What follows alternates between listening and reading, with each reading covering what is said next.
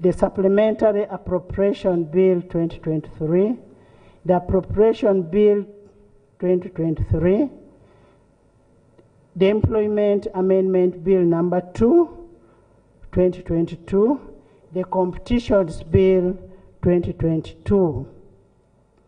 In addition, government introduced 8 bills that were not in the government legislative agenda, and these include the Public Health Amendment Bill 2022, the Cooperative Societies Amendment Bill 2022, the Anti-Money Laundering Amendment Bill 2022, the Trustee Incorporation Amendment Bill 2022, the Partnership Amendment Bill 2022, the Uganda Human Organ Donation and Transplant Bill 2022, the Convention on Mutual Administrative Assistance in Tax Matters, that's the Implementation Bill 2023, the Public Service Pension Fund Bill 2023.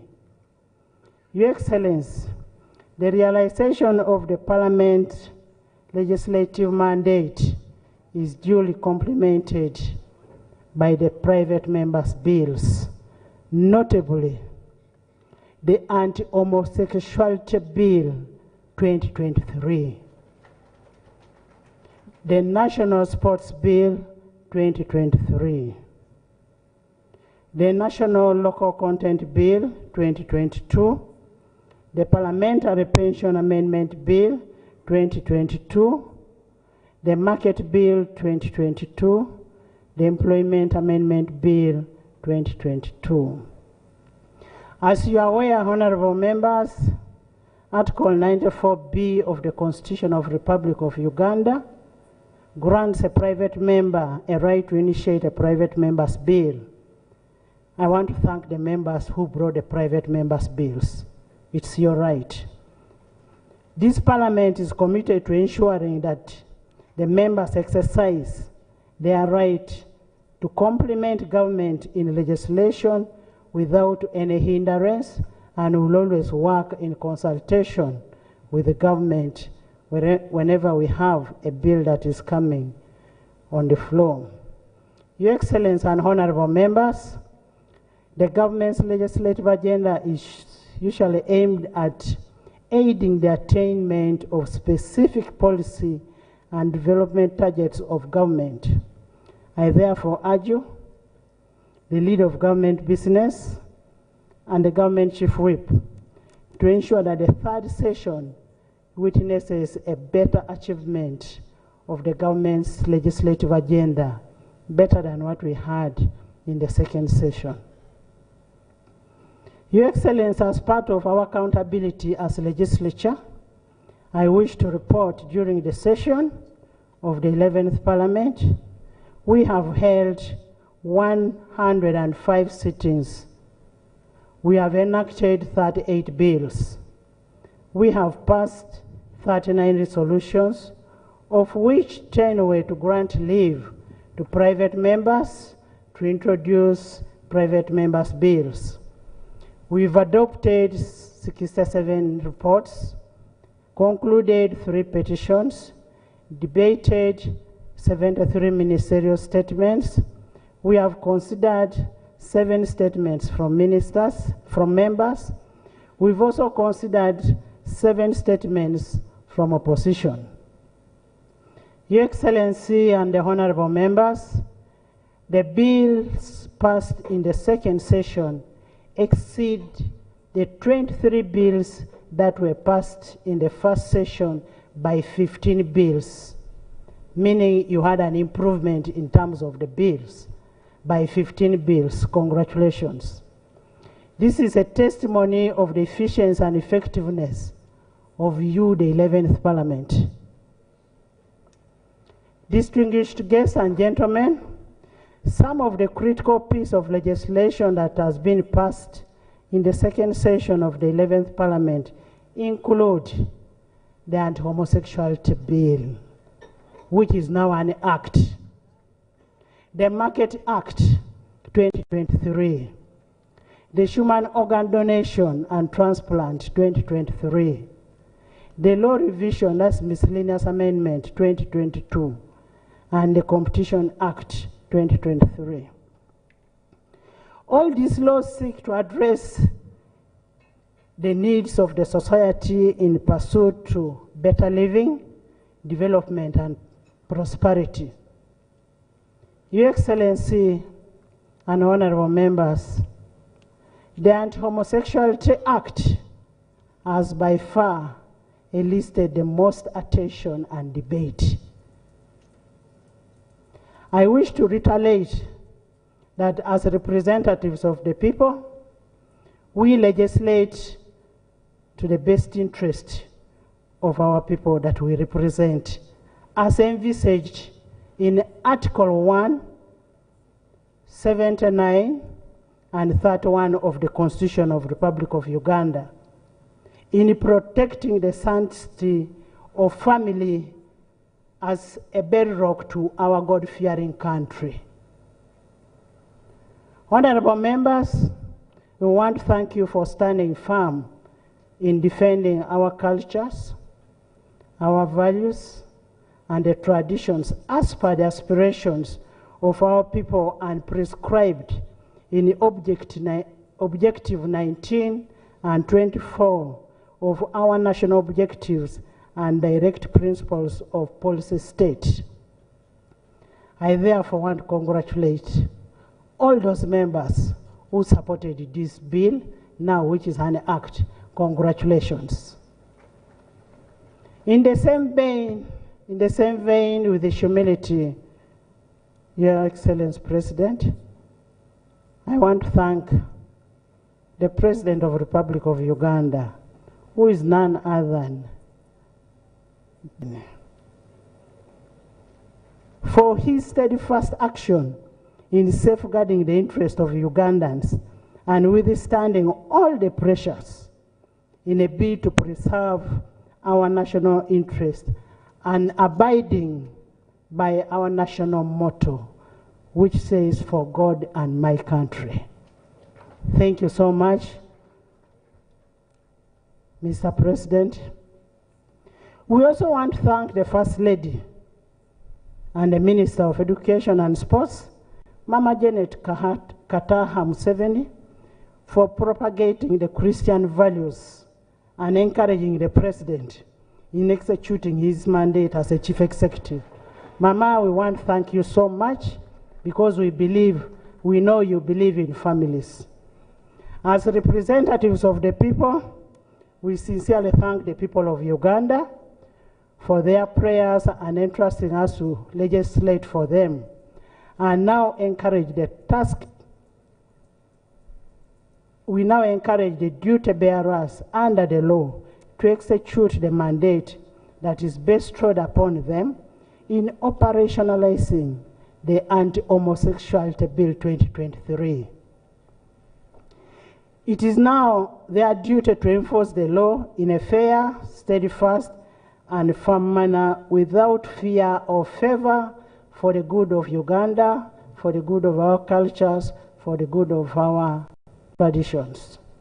I once more want to thank the honorable members for their work that they've done in this session, for their consistency, and the general public for the prayers. Colleagues, as we embark on the third session, which is going to start today, that the President is going to open, we hope he opens it. We are duty-bound to effectively serve our electorates that we represent through a regular attendance and participation both in the House and committees. Honorable members, as leaders, as presiding officers, we realized there is a gap that should be fixed on issues of attendance, both at committee level and at the House. You are here to represent the people outside there. You are the voice of the voiceless. So you must be in the House to speak for those people who cannot speak for themselves in that House. We owe it to those electorates. As a people-centered parliament, we will play our role to ensure that we will do all it takes for our people. Honorable members, Rule 1871 of the Rules of Procedure requires the designation of members of sectoral committees at the beginning of every session. Therefore, pursuant to Rule 1510C of the Rules of Procedure, I urge the whips to designate members to the sectoral committees at the next sitting for us to be able to start the work immediately. Distinguished guests and gentlemen, ladies and gentlemen, our expectation of the third session remains as high as ever, and we urge all the members and the staff of Parliament to exercise diligence, dedication, and work at all times for us to achieve what we want to achieve in the third session. Honorable members, I would like to remind you on Rule 10(4)(a) of our Rules of Procedure that states, the President, while occupying the chair of state, may make a presidential statement which shall be heard in silence and not followed by any comment or question. I am repeating. The President, while occupying the chair of the state, may make a presidential statement or address which shall be heard in silence and not followed by any comment or question. I therefore implore you to abide by the rules so that we all benefit from His Excellency's address.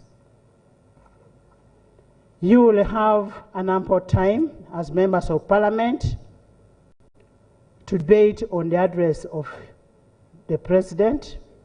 Similarly, the leader of opposition will have an opportunity to give a reply on the State of Nation address. So we'll hear from the President and we'll listen in silence. I say all this for God and my country.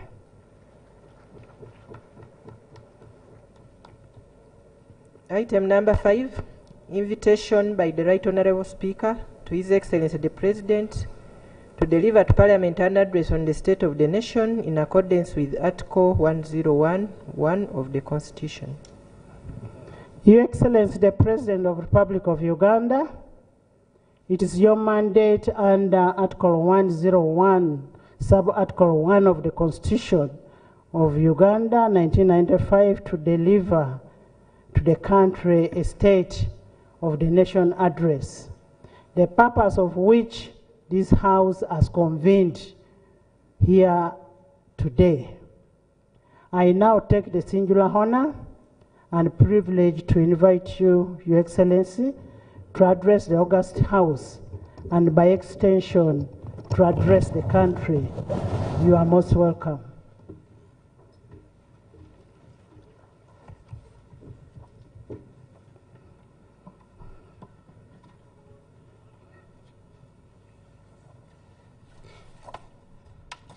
The Right Honourable Speaker of Parliament,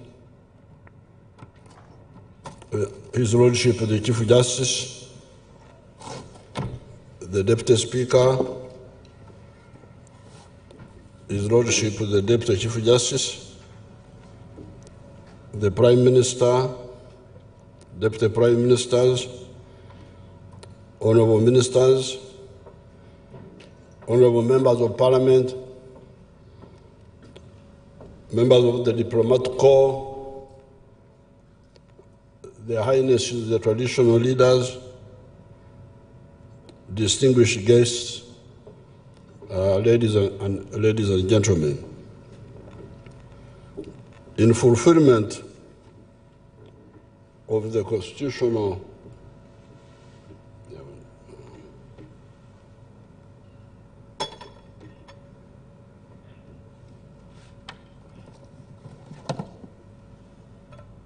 Kachai Kayamba.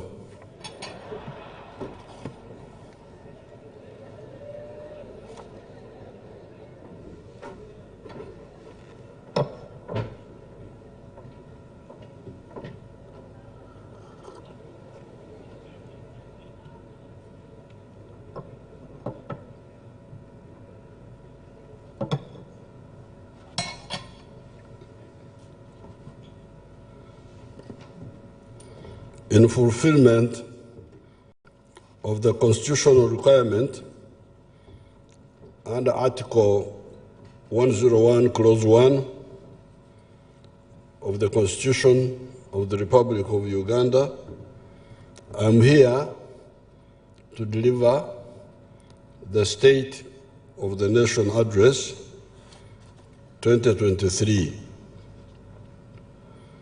Madam Speaker, since my last address, a number of Ugandans have departed from this earth, some of whom are the late General Eri Tumwine, former Minister of Security and Senior Advisor to the President on Security, the late Justice Ruby Opio Aweri, former Judge of the Supreme Court of Uganda, the late Dr. Paul Kawanga Simogere, former President of the Democratic Party,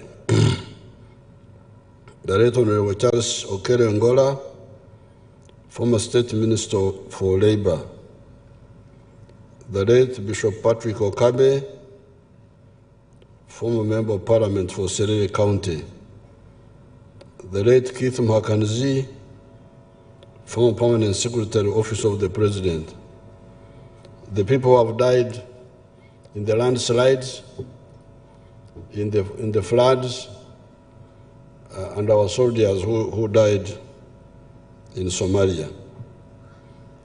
I want to thank Right Honorable Speaker. She has already asked you to stand up to show respect to the departed, so I will not repeat it. That one is already done.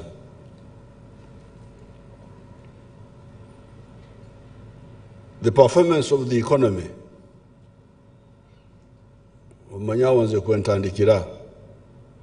I start with the economy. As a result of the NRM government's deliberate efforts to expand the economic base of the country, a strong foundation has been built for rapid economic growth and socio-economic transformation.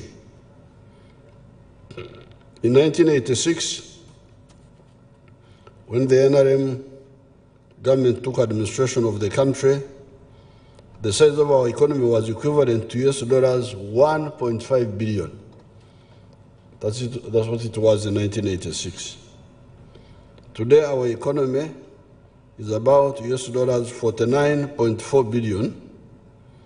In other words, the economy, this is if you use the exchange rate method, in other words, the economy has expanded by more than 30 times since 1986.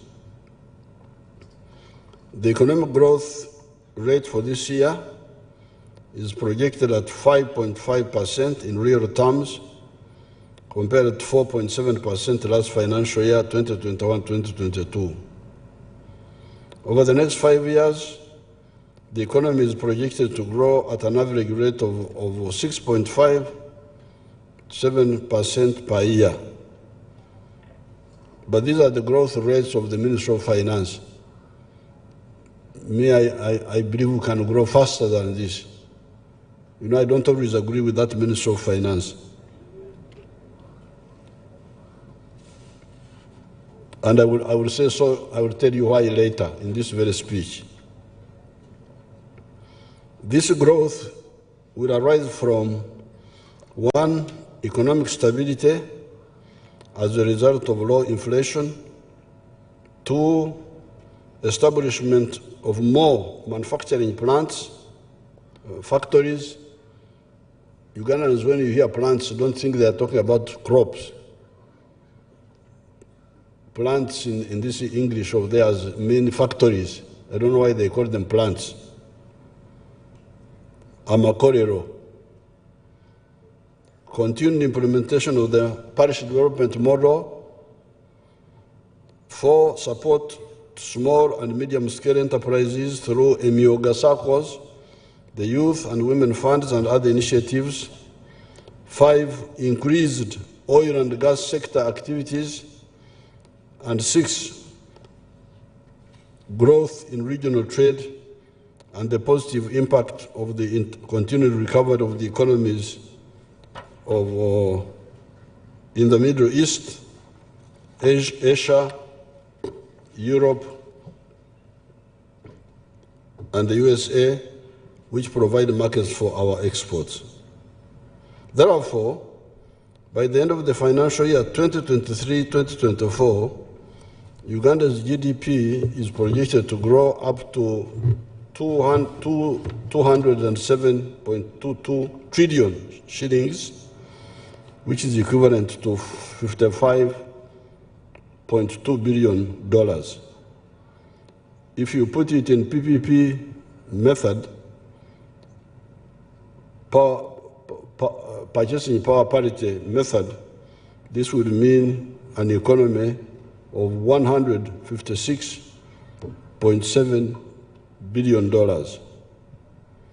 This in turn is projected to grow our GDP per capita to USD dollars 1,186, up from US dollars 1,096 in financial year 2022-2023, this one where we are now. Inflation. The prices of domestic goods and services have come down compared to what they were 1 year ago. To take a few examples, the price of edible oil has reduced from shillings 10,079 per litre in March 2022 to shillings 9,556 per litre in March 2023. Petrol, from a peak of Uganda shillings 6,563 a litre to Uganda shillings 5,138 a litre now. Ordinary cement, from a peak of Uganda shillings 37,315 a bag of 50 kilograms in May 2022 to now 34,874 shillings. Therefore, we have defeated the rapid increase in prices of both consumer and production prices. However, food prices remain high due to climate change effects that caused prolonged drought in many parts of the country. This, however, will be history because of the ongoing government investment in small-scale solar-powered irrigation to address water shortages for crops. Government resisted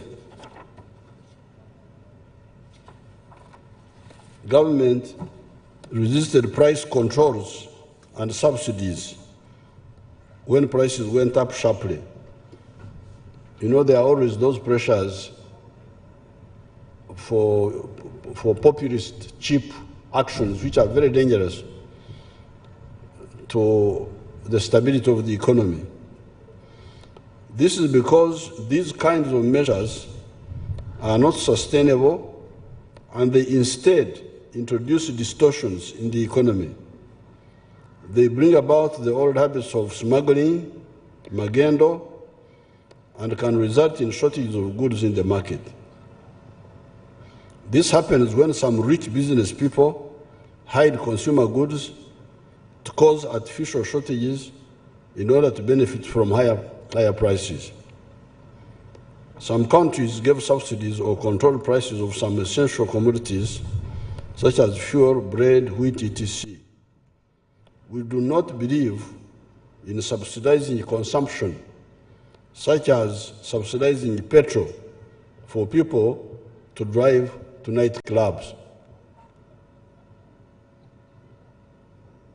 I cannot subsidize fuel so that people drive more to the nightclubs. If they want to go to the nightclubs, they go there at their own cost, the cost of their pockets. However, if prices are distorted by some non-economic factors, such as the sanctions by the West on account of the war between Russia and Ukraine, for inputs into production such as fertilizers, it may be logical to look at subsidies. We are studying this. Our policy as government is to allow demand and supply forces to determine prices and incentivize production. However, on the issue of fertilizers, we shall either get a solution to stop the Western countries interfering with our supply of fertilizers, or we may have to look at subsidizing at least fertilizers. International trade. Export revenue of goods and services was $6 billion for the calendar year ending 2022, of which export of goods merchandise was worth $4.3 billion. For the 12 months to February 2023, we have exported 5.7 million bags, each of 50 kilograms of coffee, worth US dollars 858.7 million. The fish we exported was $166 million. Beans, $132 million. Sugar, $146 million. Maize, $131 million. And industrial products worth US dollars $348.9 million.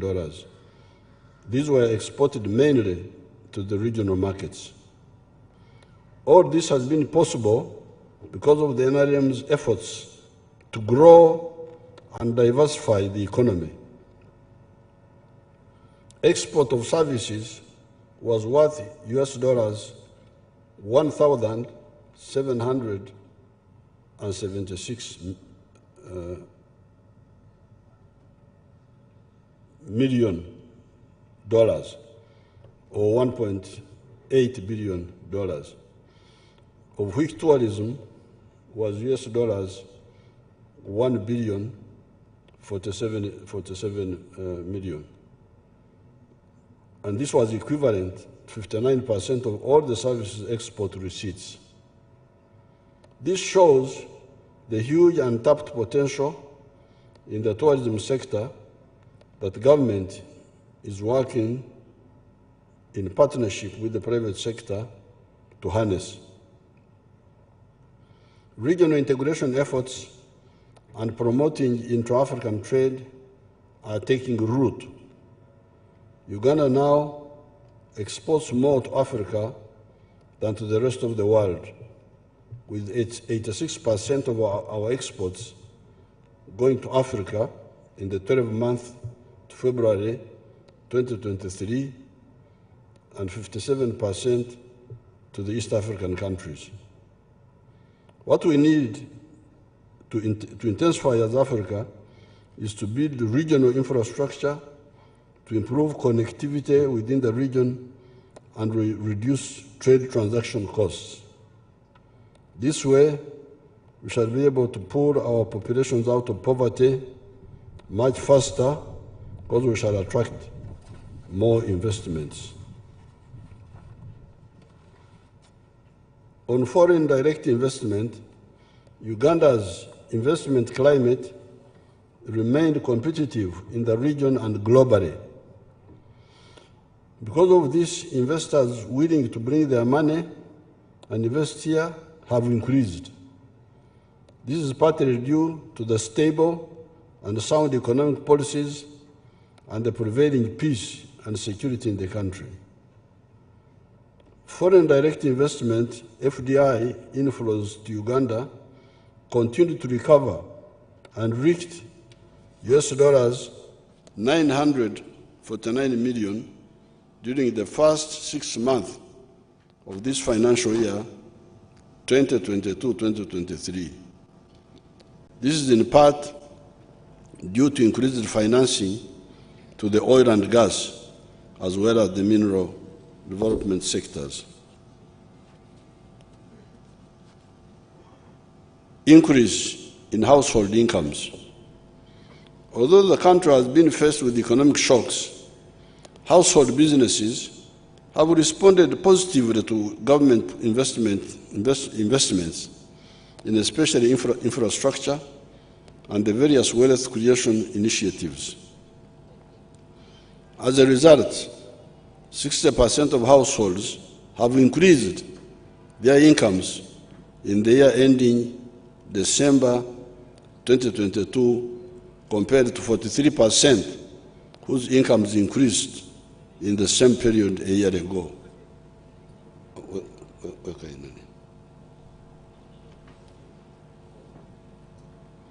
This means that the government's effort to create wealth at household level is taking root.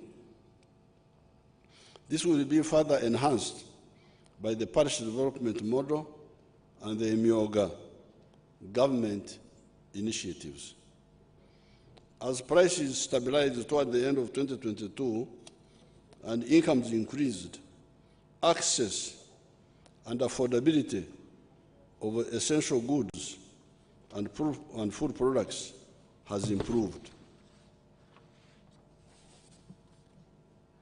The prices of fuel, sugar, maize flour, beans, cooking oil and eggs have all reduced since their peak between August and December of 2022.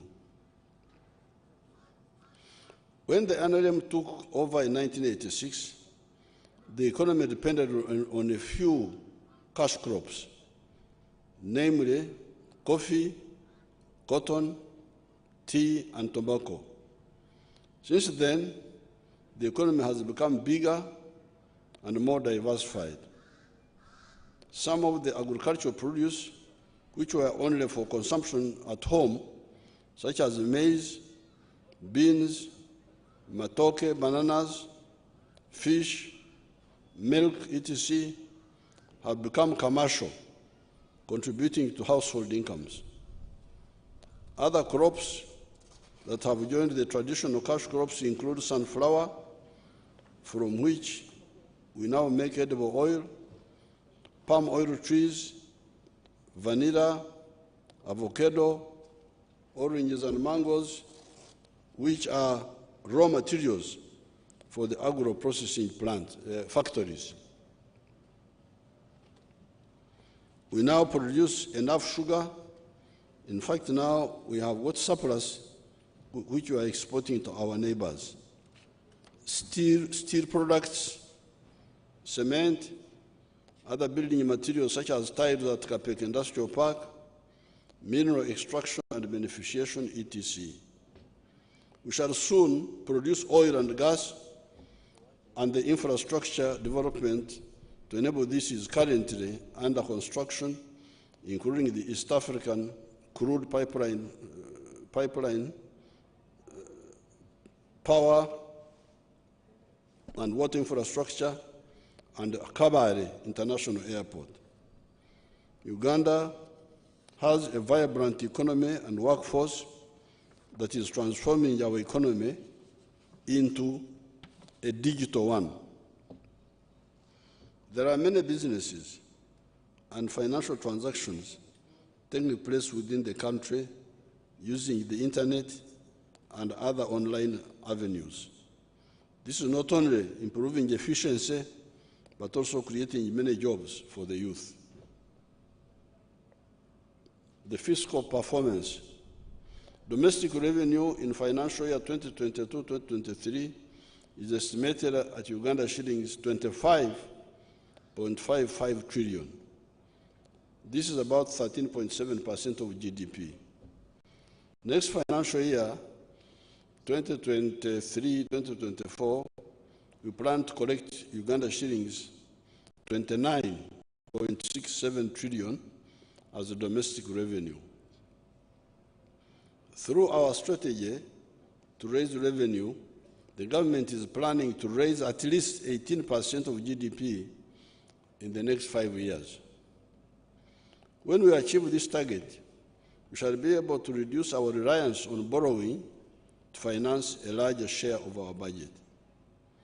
We must avoid this problem of not being able to pay our debts by increasing what we collect from taxes and other sources of domestic revenue, such as royalties from our mineral development. Some countries are paying more than 50% of their collections in taxes to service debts. We should avoid falling into this debt trap. Therefore, in addition to collecting more revenue domestically, we should also not spend what we do not have. To achieve this, government decided to rationalize government departments to reduce duplications and wastage of taxpayers' money. And the Minister of Public Service is finalizing the implementation plan for this decision. Industrialization. Our industrialization drive is bearing fruit, with many factories being set up. We have got 8 government-owned industrial parks, which are currently operational. These include Kampala Industrial Park and Business Park at Namanve, with 125 companies operational, 144 companies under the construction stage, and 106 companies at the planning stage, giving a total of 375 factories or companies. Ruzira, with 11 companies operational. Bweyogerere, with 8 companies. Soroti, with 2 companies operational and 5 companies at the construction stage. Tian Shan Mbare Park, with 16 companies which are operational, while 4 are under construction stage. Jinja, with 1 company for assembling electric buses operational. Mbarara, for small-scale enterprises, for which 35 workplaces are occupied. And Kasese, where 1 company is operational and 5 are under the construction stage. Both Karamoja and Koboko industrial parks will soon start. In addition, we have 3 industrial parks which are operational under a public-private partnership, PPP arrangement. These include Liaoshen Kapeka, with 17 factories. MMP Buyukwe, with 6 companies operational. And Tiantang Mukono, with 4 companies. The total capital investment within the industrial parks so far is US $2.93 billion, and 98,263 direct jobs have been created, with many more indirect jobs. In total, 226 factories are operating within the industrial parks, while 303 factories are either under construction or at the planning stage. The development of industrial parks is one of the vehicles for socio-economic transformation, with the projected creation of 2.5 million jobs in the next 5 years. The factories in the industrial parks do not include the standalone factories owned and operated by many different investors. These are factories that belong to Mukwano and Murwana Group, Mukwano Group of companies, Murwana Group, and so on. These are a total of 354 factories employing an additional 100,000 people. The total number of factories in Uganda is 4,008, with a total number of employees of 150,000.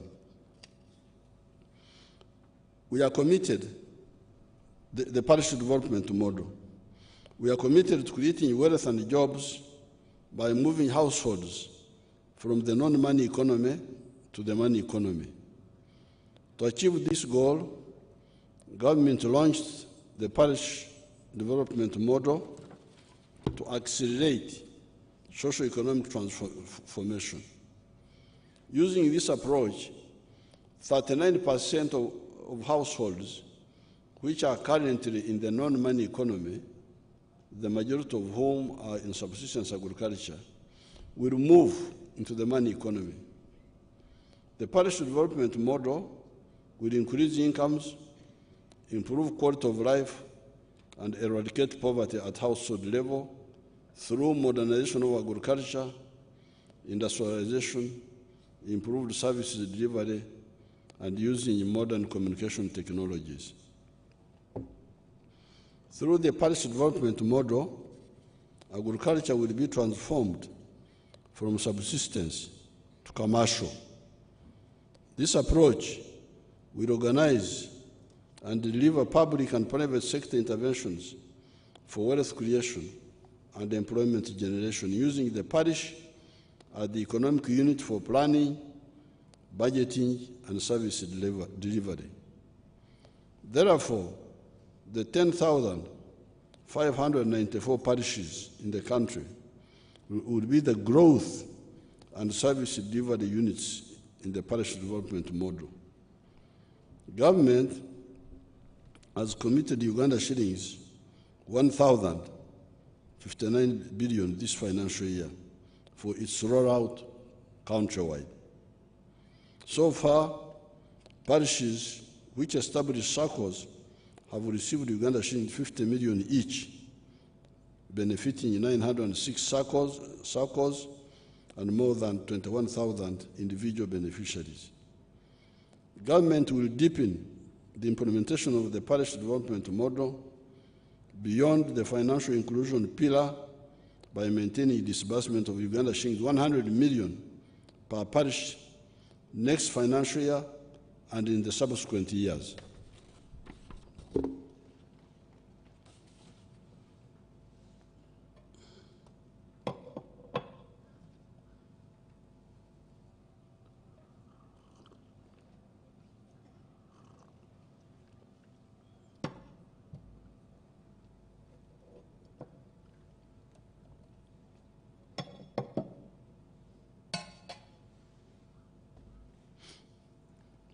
When I visited some parts of the country, I was told that some of the parish development model money has been given to people who are not eligible. This includes politicians and public servants. I was also informed about the delays in accessing the funds released by the Ministry of Finance to the target beneficiaries. In some cases, a few elite people come together and form circles and take all the funds released for the entire parish. The State House Anti-Corruption Unit has arrested a number of culprits in the Acholi zone, where I started my up-country inspection trips, and I'm coming to all the other zones. So all the thieves be alerted. I am coming. I've already been to West Nile and also to Masaka. And wherever I went, I found some candidates for Zira.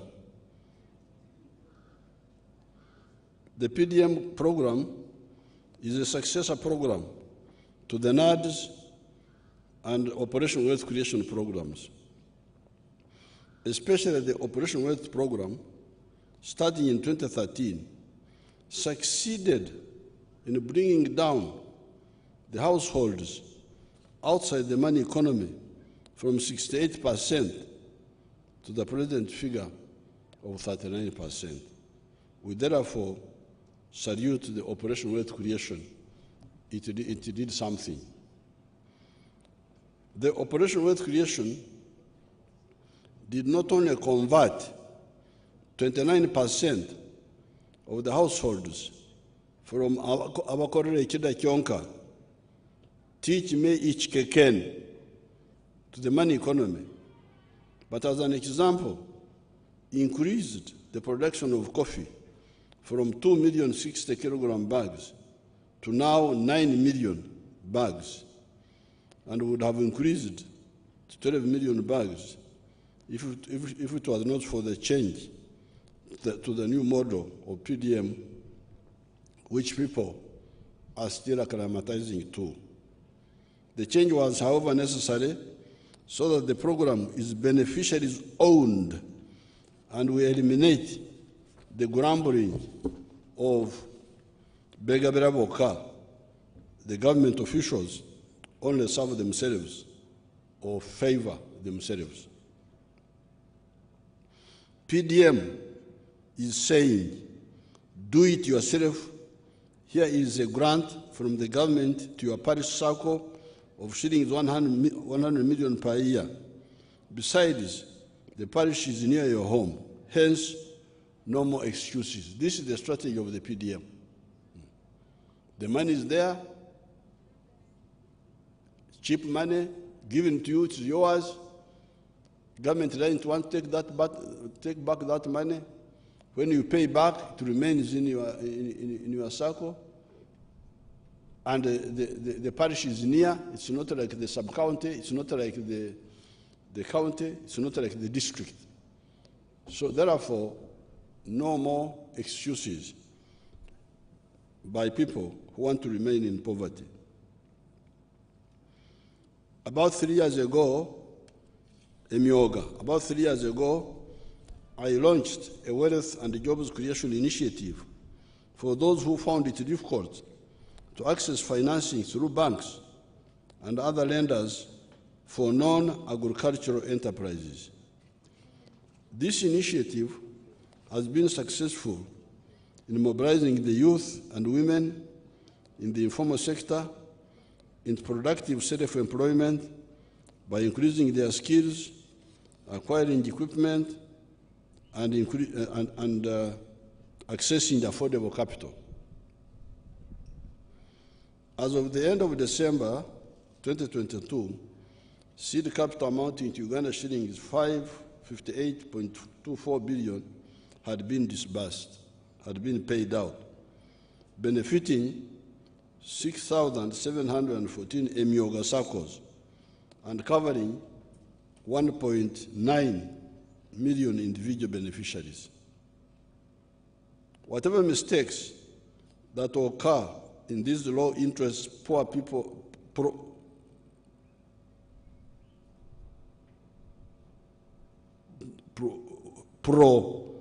poor people funding efforts are correctable and are detectable. If you liaise with the public in your areas, like I've been doing with the public barazas in my recent trips up country. Agriculture. Agriculture sector as a whole contributed 24.1% of GDP. The sector grew by 4.4% in the financial year 2021-2022 as compared to 4.3% in the financial year 2020-2021. The value of agricultural exports registered a growth of 24% from US dollars 1,678 million in the financial year 2020-2021 to US dollars 2,000 million in the financial year 21-22. This growth was attributed to the increased volumes and quality of coffee, dairy, fish, and tea. Performance of selected enterprises. Coffee.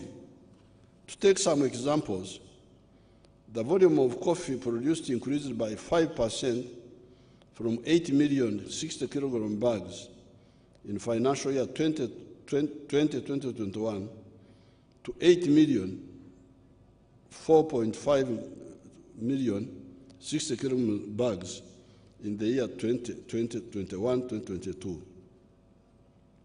This is on account of government interventions such as generation and distribution of improved coffee variety seedlings, increased use of water for irrigation, and promotion of use of fertilizers. The volume of exports increased of export of coffee from 6 million bags, 6.1 million bags in the financial year 2021 to 6.3 million bags in the next financial year. That was an increase of 3%. The value realized from coffee exports increased by 58% from $544 million in 2020-2021 to US dollars 862 million in 2021-2022. Dairy, the milk. The production of milk increased by 193%.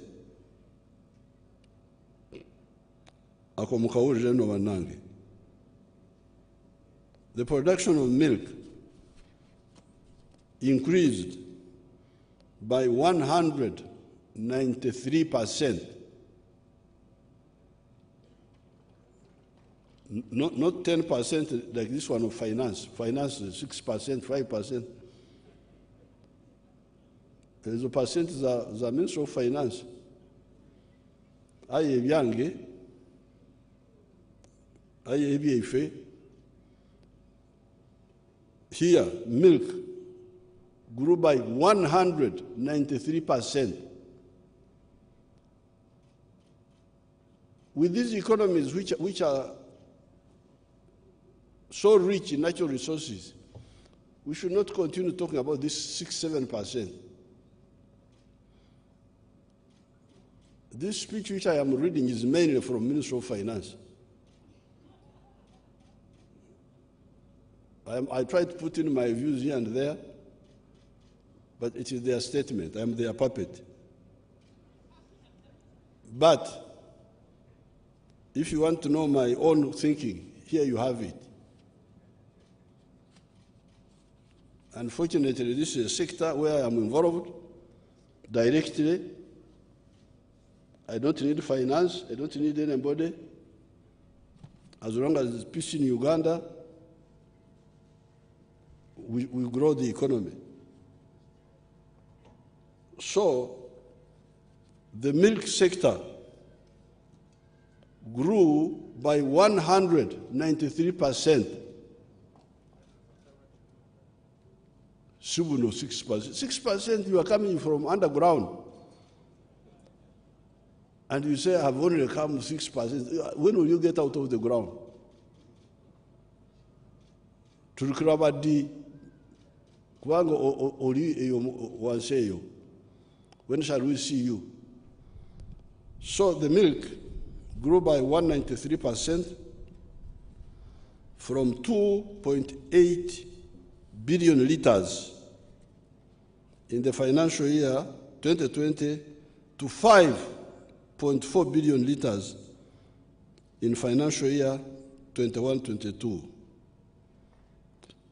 In the same period, the export value of milk and milk products increased from $98.8 million in 2021 to $103 million in 2022. This is attributed to the compliance by the private sector to quality standards and regulations. Beef. The production of beef increased from 228,000 in financial year 2020-2021 to 230,000 in the financial year 21-22. In the year 2022, the amount of beef exported was 247,000, valued at 2.9 trillion shillings, as compared to Uganda shillings 1 trillion fetched in the year 2021. Fish, ebyenyanja. The total fish catches from all the water bodies increased from 621,000, valued at $1.8 billion,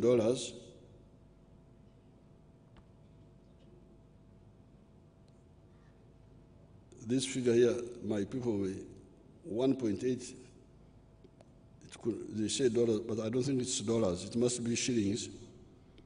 In 2021, to 651,000, valued at something. They will have to correct it. I don't think that's correct. It must be shillings. The availability of raw materials of fish sustained operations of the 12 fish processing factories.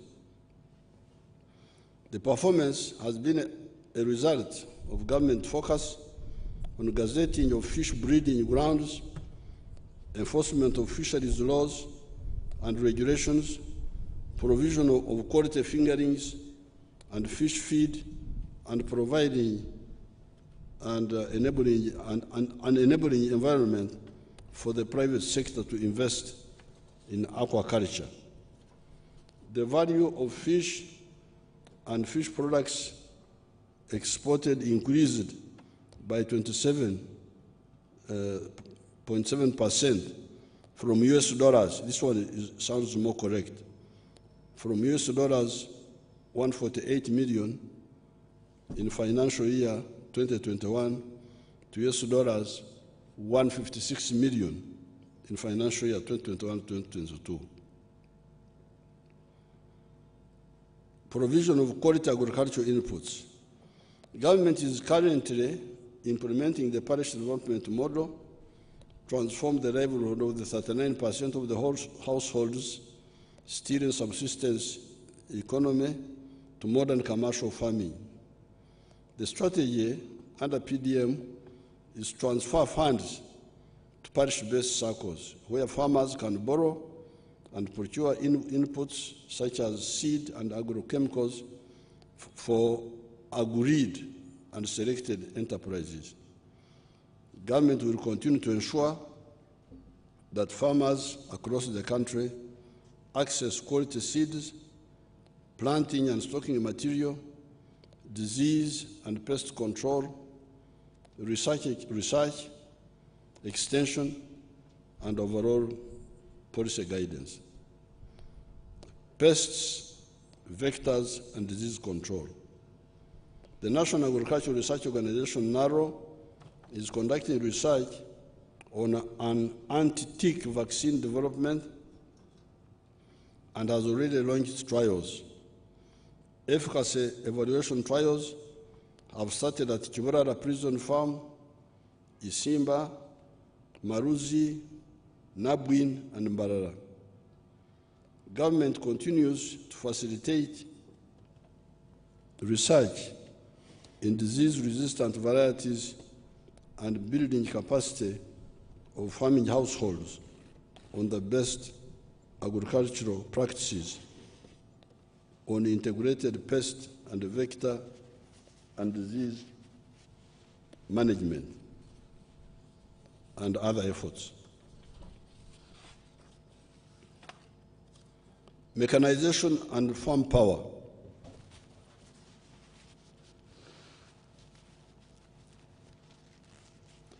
Mechanization is critical to commercialization of agriculture.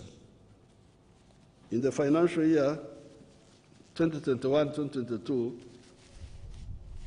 government procured additional 240 tractors and implements, bringing the total number of tractors procured by government to 655. Government also procured 740 units single-axis, low-powered walking tractors with all accessories to support farmers to open more farmland for cultivation. These machines also support value addition, irrigation, and transportation of produce. Water and environment.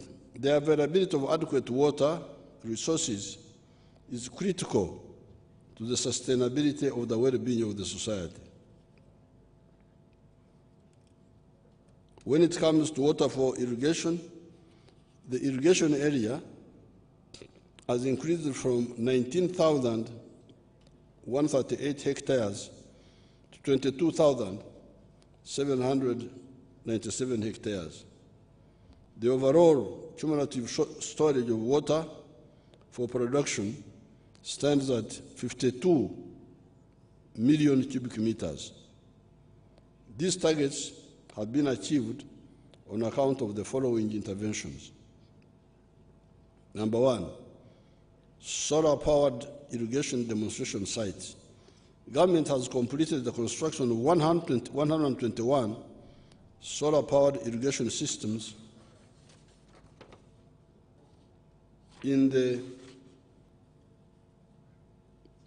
on individual farms, creating water storage capacity of 206 million liters, serving 42,000 livestock.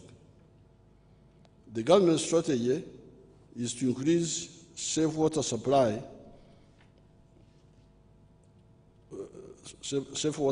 coverage for both rural and urban areas. This is for human beings. The current safe water coverage in rural areas is estimated at 70%, while the urban water access is at 72%.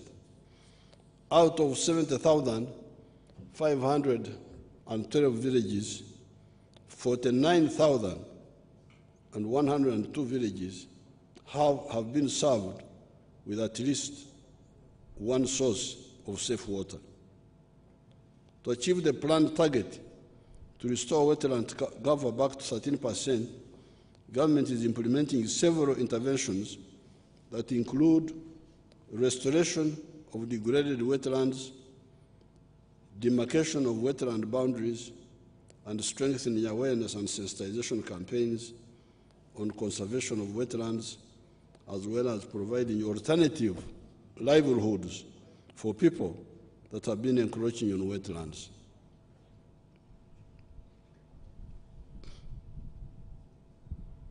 I was talking with MPs from Bukedi and from Busoga when we were in Chankwanzi, and they were telling me that, oh, our people have been in the wetlands for a long time. Then I said, okay, they've been growing rice. So I said, how rich are they now? Because they have been destroying the wetlands, growing rice. But how well are they doing? The MP from Bukedi said Bukedi is the second poorest after Karamoja. and then Busoga was following. So the question is, if being in the wetlands is good, why is poverty so serious? I will get time and I come and will really discuss this issue with the people themselves.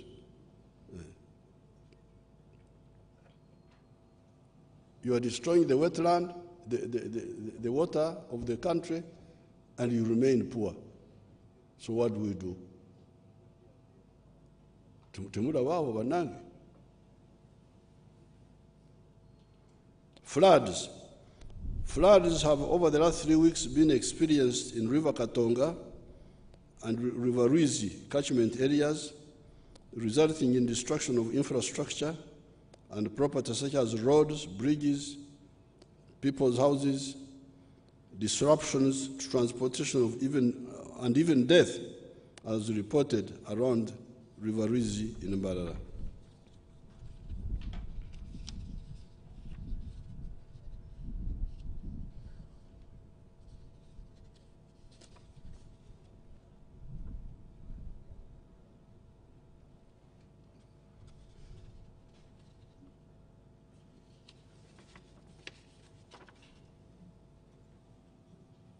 Some of my people have mixed up my papers here, but I will manage them. They have put 21 before 20. So here, I'll read it the way it is. They will sort it out. Here they are saying districts of Buweju, Bushenyi, Ibanda, Isingiro, Kabarore, Kamwenje, Kanu. So they are talking about irrigation. As a result, 2,373 acres have been added to the area under irrigation, enabling 14,961 farmers to produce cabbages, tomatoes, apples, onions, pineapples, watermelons, green pepper, etc. They are still talking about irrigation. The following medium-scale irrigation schemes have been completed: Ngenge, 880 hectares. You, the MPs, you know, these people may say completed when it's not completed. So this is an opportunity for you to help them. They say, Ngenge, you are now very all right. Ngenge in Sebe, 880 hectares, irrigated. Ruengaju, 116 hectares. Tochi, 500 hectares. Mobukutu, 480 hectares. Dohotu, 1,000 hectares. Olweny, 600 hectares, and so on. Then they talk of communal valley tanks. Government has constructed 44 communal valley tanks in Nabiratuk, Kotido, Amdat, Kabong, Karenga, Soroti, Butebu, etc. This has created a storage capacity of 6.6 billion liters, serving 89,000 livestock. So then, this is where they mixed up. They put 20 after 21. This is not the end of the world.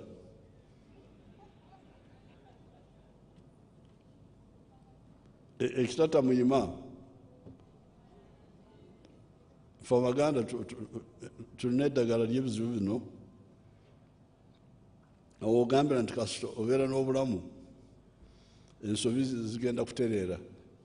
So these people put my 21 before 20. But somehow you can combine the. There has been major disruptions to transportation arising from the damage of Katonga Bridge, which was washed away by floods. The floods also led to the eroding of wetland vegetation and gardens in the upstream parts of the catchment. This flooding was caused by a dam breach along the 4-kilometer stretch of the Kalungu-Gomba Road in Bugomara village, Rwabenge sub-county in Kalungu district. The water had progressively built up on one side of the road due to blocked culverts, creating a damming effect. This created a massive force beyond the capacity of the road, creating a dam breach which led to a sudden release of a large volume of water that moved downstream the Katonga River. As the flood wave moved downstream, it moved with a lot of papyrus and gardens, causing significant damage to infrastructure. The interventions to address the problem of floods involve protection of water catchments and the general environment so that they perform their function of storing and releasing water safely even when there is increased rainfall.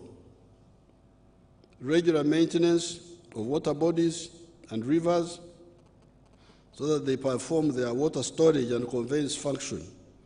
Demarcation and protection of lake shores, riverbanks, and wetlands.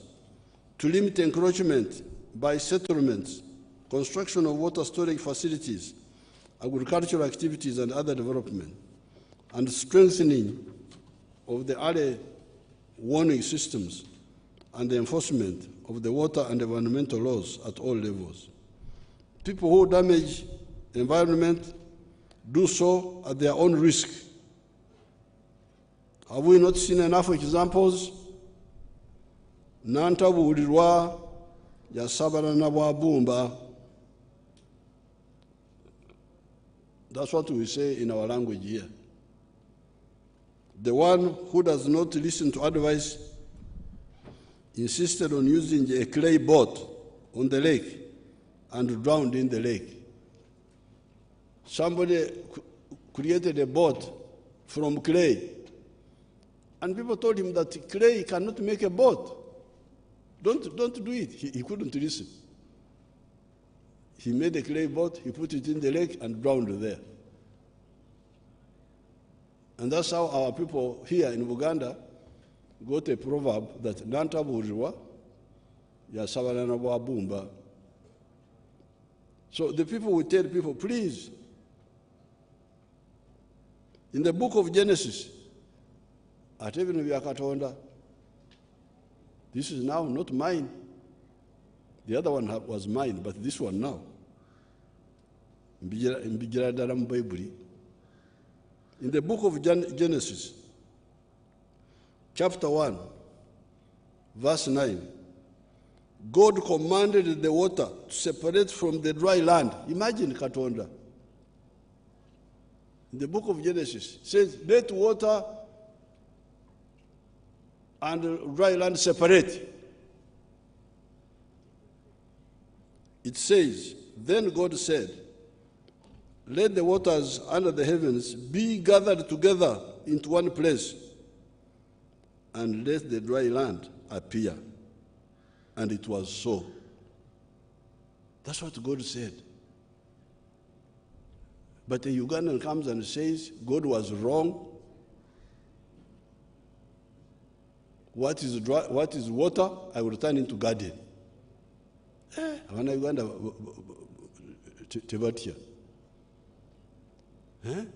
God said this is water. And you say, no, he made a mistake. We shall get time and talk. All the death from landslides, floods, etc., come out of rebelling against God, rebelling against science, and rebelling against common sense. Water bodies and their miga is the Nyankore word for the edge of the water body, are not for human settlement. They are for water conservation. Priorities. Government approved the agriculture value chain development strategy, which recognizes that intervention and the partial development model will prioritize the following: guiding farmers on enterprise selection, ensuring adequate quantities and qualities of seed, breeding and stocking material, i.e. research and breeding. Number 3, ensuring sustainable high yields through control of pests, vectors, and diseases for crops and animals. Number 4, facilitating precision agriculture, i.e. water harvesting, irrigation infrastructure, and machinery. Number 5, provision of farm water, land opening, provision of farm power, that is land opening, cultivation machinery, and assorted post-harvest and small value addition equipment. Number 6, ensuring that the materials planted survive through ensuring adequate farmer education and extension services. Number 7, ensuring that there is proper post-harvest management to avoid pre- and post-harvest losses. Number 8, supporting primary processing through provision of skills and assorted equipment to address specific value chain needs. Number 9, supporting medium to large-scale, model, or extensive farmers because these create effective demand for the small-scale and intensive farmers. Tourism. Tourism is another area which has got significant potential for the economy. We have the best tourism sites, including our national parks of Chidepo, Murchison Falls, Queen Elizabeth, Lake Mburo, Elgon, Rwenzori, Chibale Forest, Bunyonyi, and many game reserves across the country. Uganda's tourism sites rank highly in international media outlets and global tourism agencies. Despite the global lockdown, we received about 500 tourists in 2021 and revenue of US $530 million. The number of tourists coming here has recovered since the lifting of the COVID-19 lockdowns to 814,000 by December 2022 and earned us US $1 billion in the calendar year 2022. To harness the tourism potential further, the government is undertaking the following interventions in the tourism sector: ensuring security of the country and tourism sites. 2, construction of tarmac roads from Kitgum to Kidepo, 116 kilometers, Lake Bunyonyi, Kisoro, Mugahinga, 74 kilometers, Karenga, Kapedo, Kabong, 70 kilometers, Kisoro, Rubuguri, Muko, 65, which are soon starting. These are roads. Wildlife conservation, especially of Mugahinga, Lake Mburo, Semuliki, Chibale, Murchison, Chidepo, Katonga, Toro Semuliki, and Queen Elizabeth. 4, preventing the conflict between wildlife and human activities. 5, enhancing digital destination marketing using modern ICT online technologies. And 6, strengthening enforcement and adherence to tourism standards through a strict licensing regime for service providers in the sector. Achievements. Tourism directly employs a total of 1.5 million people in Uganda along the entire tourism value chain and contributes 6.7% of the country's GDP. In the year 2022, Uganda's national parks hosted 367,000 visitors, surpassing the pre-COVID-19 levels of 323,000 visitors recorded in the year 2019. 63% of these were domestic tourists. So you, the Ugandans, you are getting richer. The middle class are now visiting our national parks. I congratulate you. Mukuriko bwavu.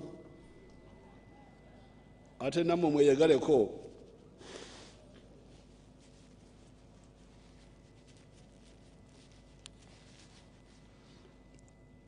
Although we had corona,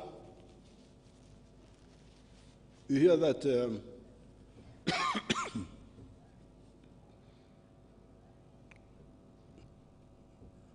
although we had corona, you see, that's why we need lubrication.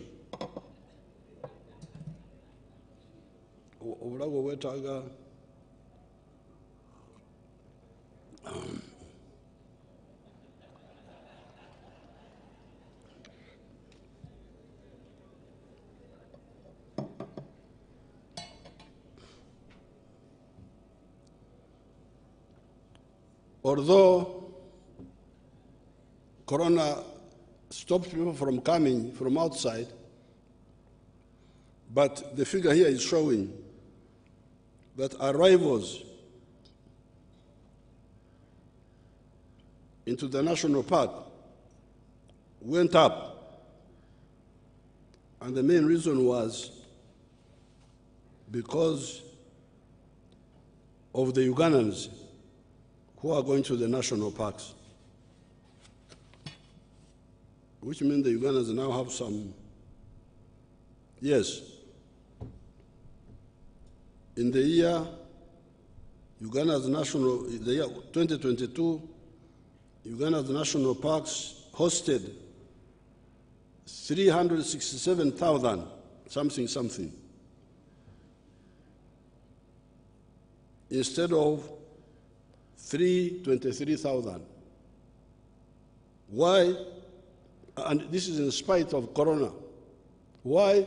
Because many of the 63% were the rich Ugandans who were moving around the country even during the corona time. The international visitor arrivals increased to 815,000 in 2022, up from 473,000 in the year 2020 during the COVID-19 pandemic.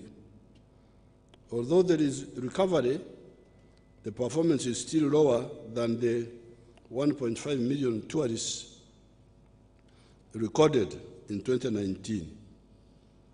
Full recovery is expected in the year 2025.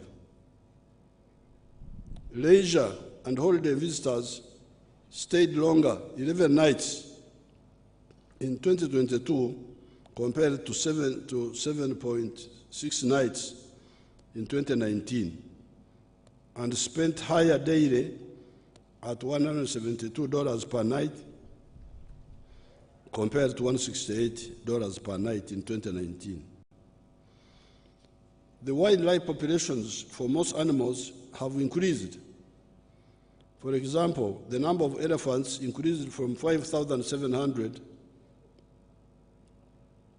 in 2011 to 8,000 now, while the buffaloes increased from about 36,000 to over 44,000 during the same period. Mountain gorillas in Bwindi, Mugahinga Conservation Area have steadily increased over time from just 200 in the 1990s to about 459 now.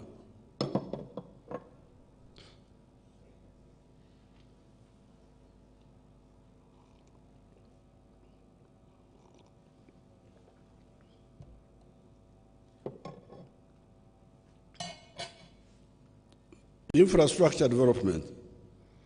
The total national road network now stands at 21,000 kilometers of roads. of which 6,000, which is 29.6%, is tarmac, is paved. Although construction of bituminous roads started more than 60 years ago, more than half of the paved network has been constructed to bituminous standards within the last 15 years. Government continues to implement 16 projects to upgrade over 892 kilometers of national roads to paved bituminous standards, while at the same time rehabilitating 300 kilometers to restore their service life. Construction of the following roads has been completed, adding 351 kilometers to the paved network. Critical oil road through the towns of Buhimba, Narweyo, Bulamagi, Igayaza, Kakumiro, 93 kilometers. Masindi, Viso, Hohwa, Nyairongo, Charushesha, Butore, and Kabare Kizaramfumbi Road, 78 kilometers. Rukunjiri, Chihi, Ishasha, Kanungu, 97 kilometers. Kapchorwa Swam, 73 kilometers. Chitara Gerenge, 10 kilometers. The rehabilitation works of Mtiana, Mubende, 86 kilometers, 14 kilometers town roads in Mbende, Oruyo, Pakwach, 62 kilometers, Arui Nebi, 33 kilometers, are ongoing. Government is expediting the construction of the standard gauge railway starting in next financial year, 2023-2024, starting with Malaba to Kampala. I welcome the decision of His Excellency President William Ruto of Kenya agreeing to extend the standard gauge railway from Naivasha to Malaba, because that was a problem.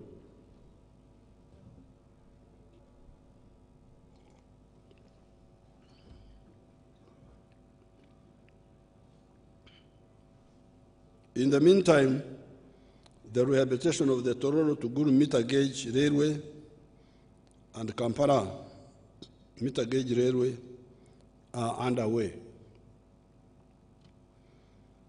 As regards road transport, priority will be given to maintenance of existing road networks, especially in the urban areas, continued upgrade of selected strategic roads from gravel to bituminous surface, maintenance of national, districts, and community roads by facilitating each district in the country with a minimum of Uganda shillings 1 billion to upgrade and compact the dry weather Maram roads next financial year. Infrastructure priorities. Government has over the years invested heavily in infrastructure, and this has helped to narrow the huge infrastructure gap we had in the 1990s. However, there are still critical gaps that the government will continue to prioritize in order to reduce the cost of doing business, such as lowering the power electricity price. You know, these people use their mysterious language, power tariffs and all that. Lowering the electricity prices. Mubana inchi mukitegere bulungi. Bano bibogera power tariff bichi. They just mean electricity prices for manufacturers and other businesses. The critical infrastructure includes the railway and the upgrading of airports including completion of Kabale International Airport, which is at 91% completion, and Entebbe International Airport, which is at 71% completion. Development of new ports on our lakes, and completing the heavy investment in the energy infrastructure, e.g. Karuma Dam, and associated transmission lines. We also need to build new airports near the tourism destinations, such as Kidepo, Bwindi, Kasese, etc. Tourists, the rich people, don't have time to come, land at Entebbe, drive for 700 kilometers to Kidepo. No, they don't have time. We need to build airports for the rich foreigners to land near the national park, see the animals, and he goes away.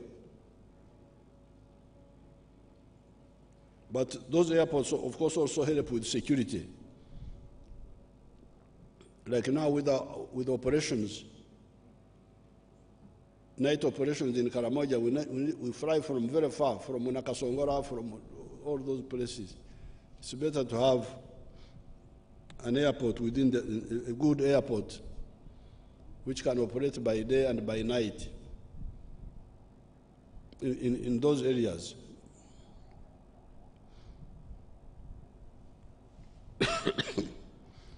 Government will prioritize infrastructure that supports industrialization, production of oil and gas, and promote tourism.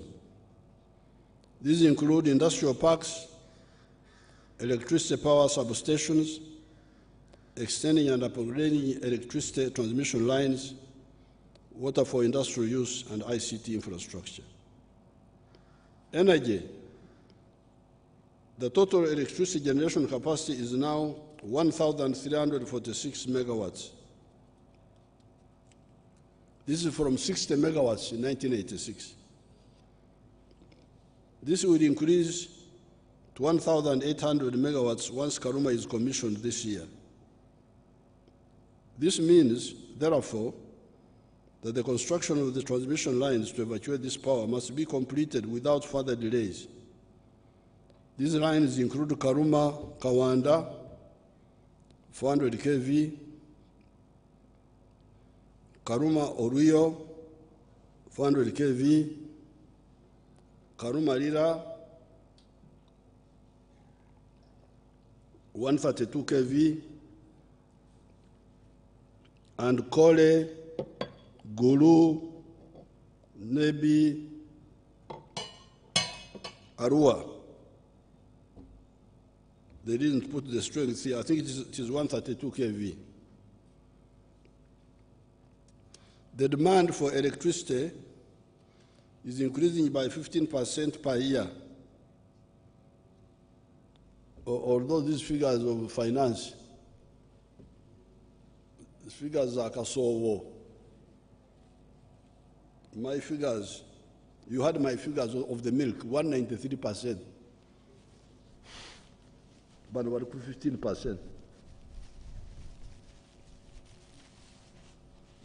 Anyway, we are talking with finance. I think we shall eventually agree. They are beginning to wake up. Because they are the ones who wrote this.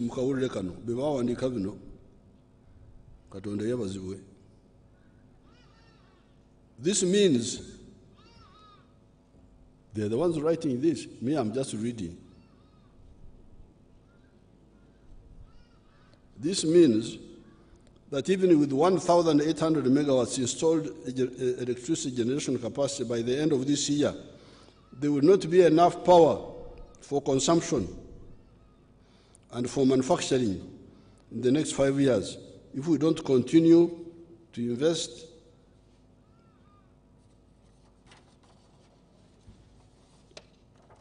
in a generation. Katonda yabaziwe. When you hear finance talking like that, then you know that Katonda yenyigidemu. Kubanga Abafrika bamenyera obwavu, tebagala abatawanya kuva mu bwavu. Given the many manufacturing factories that are being established in Uganda, we shall need to both increase and diversify our energy sources, including nuclear energy, to supplement our other sources such as hydro, solar, and thermal power. Nuclear energy is expected to add another 2,000 megawatts to the national grid by 2036. However, by 1940, we must ensure the generation of 52,000 megawatts from all sources. I'm glad they have now put it here. Because I had a big discussion with these wonderful people. You know, our brothers in South Africa,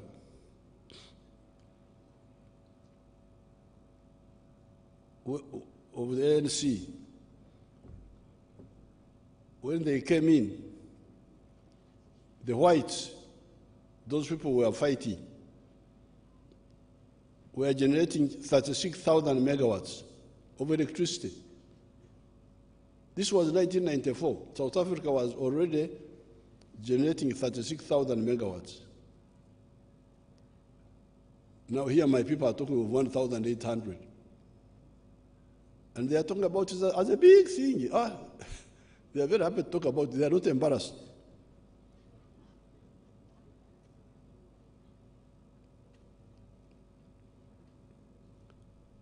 I think South Africa now is generating 42,000 megawatts or something like that.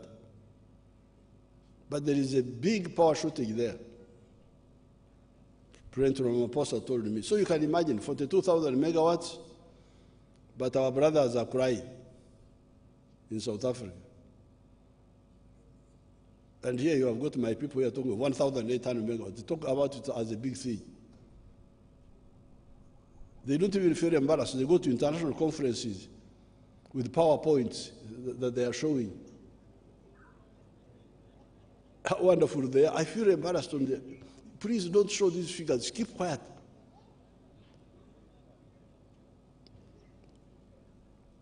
But now, they have committed themselves. Because the problem is not money. The problem is vision. If we have got a vision, we shall get the money, even from our own sources. But if you don't see, what can people do? So they are now talking of 52,000 megawatts by 2040. I think that's a bit too far, but wakiri. In the immediate future, government shall prioritize investment in the rural electrification, in the remaining sub-counties, electricity connections for upcoming industrial zones and factories, construction of additional power substations, strengthening the capacity of the Uganda Electricity Generation Company,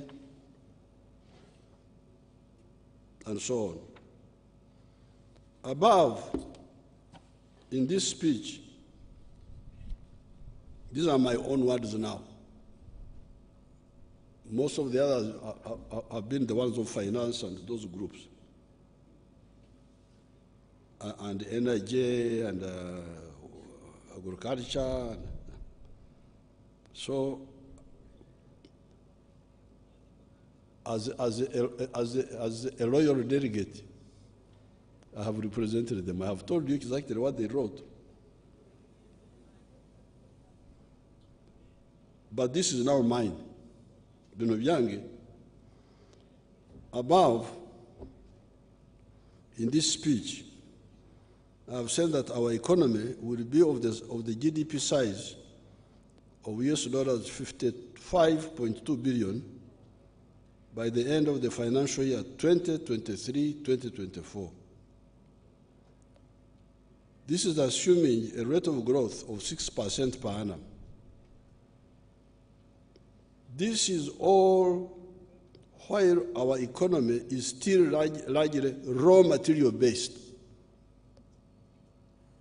This is the problem I have with finance. And all those wonderful people, agriculture, what? All these plans, 6% rate of growth, this one, they are all assuming we remain a raw materials producing country, which I don't accept.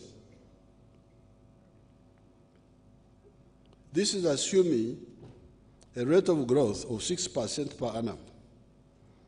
This is all while our economy is still largely raw materials based. Coffee is a good example. 99% of our coffee is exported as unprocessed coffee, a raw material for cleverer people. We who don't see far, we sell our raw material to cleverer people to earn big money out of our sweat. With the unprocessed coffee, we get US dollars 2.5 per kilogram. If the same coffee is processed, a kilogram will give us US dollars 40, increasing in value by a factor of 15. If this logic of value addition is extended across the entire spectrum of our raw materials, our economy will expand by at least a factor of 10. It will expand from US dollars 55 billion to US dollars 550 billion in the short term. Why? Why do I say this? It is because, apart from the said raw materials that are already in place, all the other factors are there. These are an educated workforce, electricity, a better road network, the railway we are about to start building, and the old line we are repairing, piped water, telephone lines, the internet, etc. Is this not what countries like South Korea, that did not even have the same raw material base like we have, did? You check the history of South Korea. What was the GDP of South Korea in 1961? Go back, because you have got internet. Go back. What was the GDP of South Korea in 1961? What is it now? The answers are 1961, the GDP of South Korea was $2.42 billion. You can even check what was the GDP of Uganda in 1961. I don't think it was very far behind this one. Today, the GDP of South Korea is 1.81 trillion. It is almost 2 trillion. From 2 billion in 1961 to 2 trillion now, in just 60 years.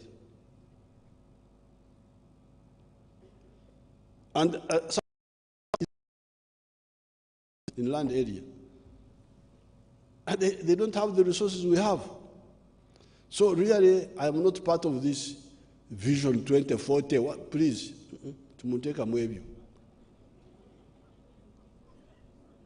that the plan is to remain poor until 2040.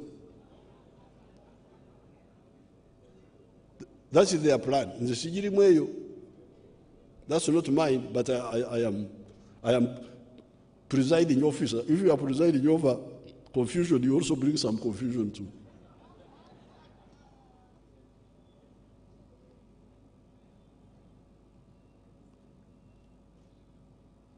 let us add value to all these raw materials. We only have two obstacles to this remaining problem: delaying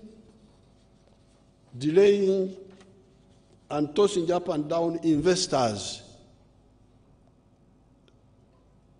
This delaying and tossing up down investors. One day, our late Prime Minister Nsibambi, who was sitting in one of those rooms, I was sitting here, Nsibambi was sitting there. There was a rich man, I've forgotten his name, from America, a white man, whose company has got wealth bigger than the GDP of the whole of East Africa. So I was trying to convince this man to come here. And Nsibambi said, you write to me, that this man writes to him. I told Nsibambi in Uganda, uyo musajja tasobola kuwandikira gwe.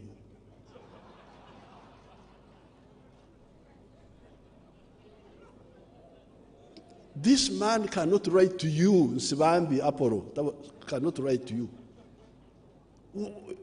The man has got wealth bigger than the GDP of East Africa. And this man is sitting there, you write to me, as if he's applying for a job. If that is the mentality, then why did we set up Uganda Investment Authority? We set up Uganda Investment Authority, Okusaka, Kutusakira, to get for us people, bring them. You are the one to take the trouble to bring them, not sit there and they beg you as if you are going to give them welfare money or what. So this ignorance must end. I told Nsibambi in Uganda, oyo musajja tasobola kuwandikira gwe. You just overestimate yourselves. So this tossing up and down investors must stop. This is the biggest problem I have. You need to kusikiliza, you need to bring. That's number one. And corruption by some decision makers. Corruption. They want to get money from these investors. Can you imagine? Not only do they waste their time, but they also want to, the ones who bribes you is the one who is desperate. But the real credible investors will not waste time with you. You delay him, he doesn't even come back.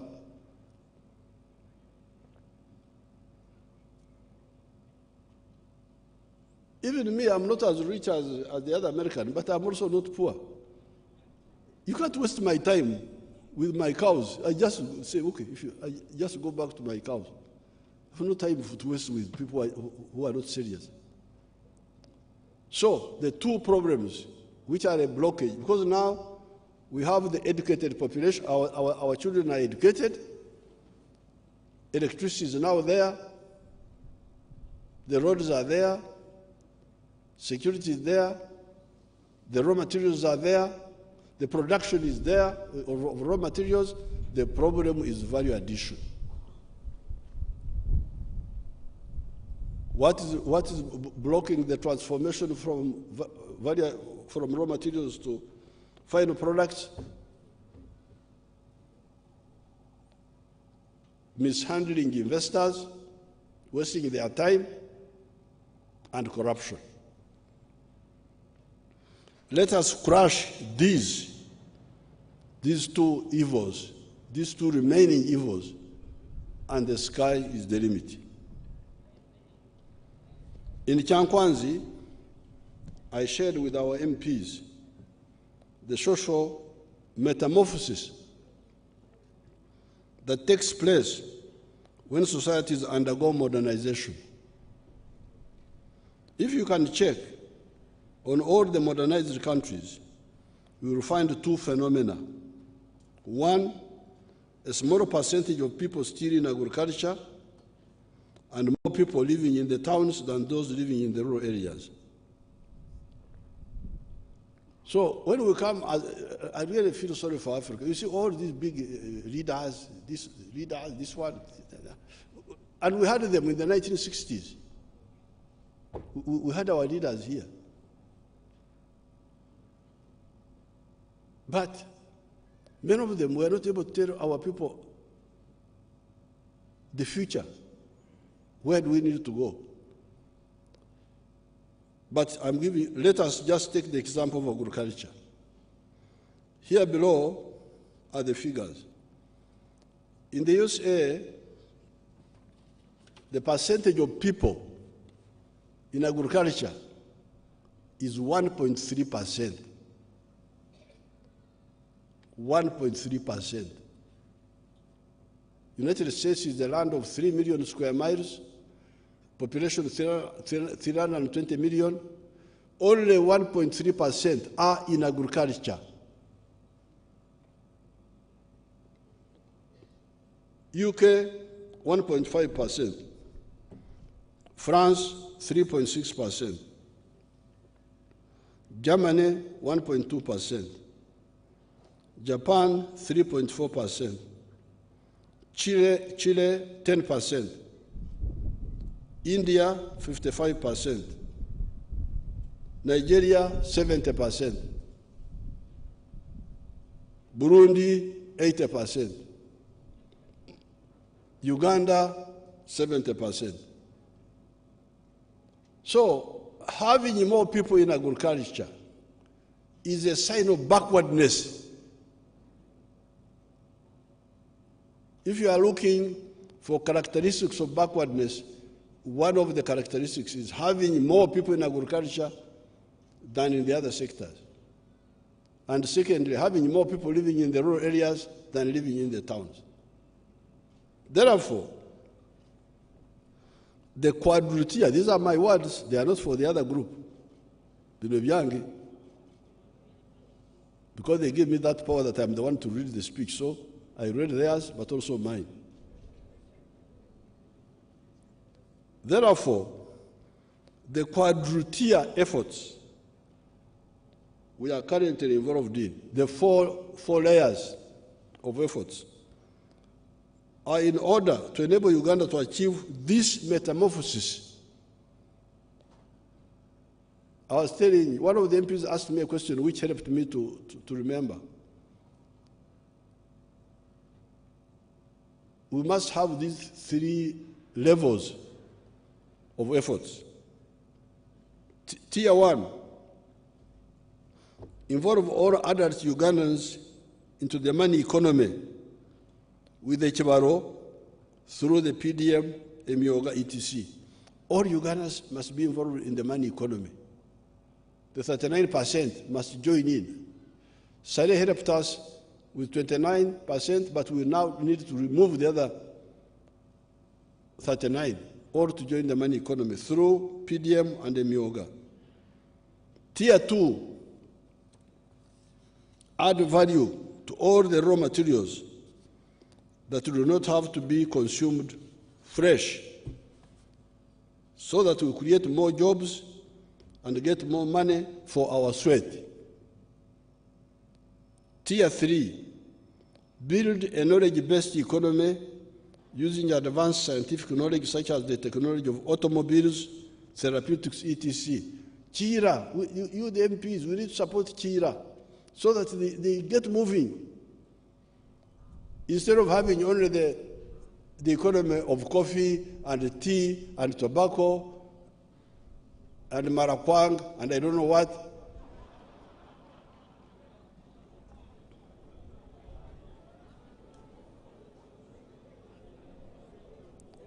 Let's have an economy of automobiles. Why do we have to beg? Why can't you have automobiles as part of your economy? Struggling with Chira Motors, the scientists have made the vehicle, but the people who have money to support them don't support them. We are struggling, begging.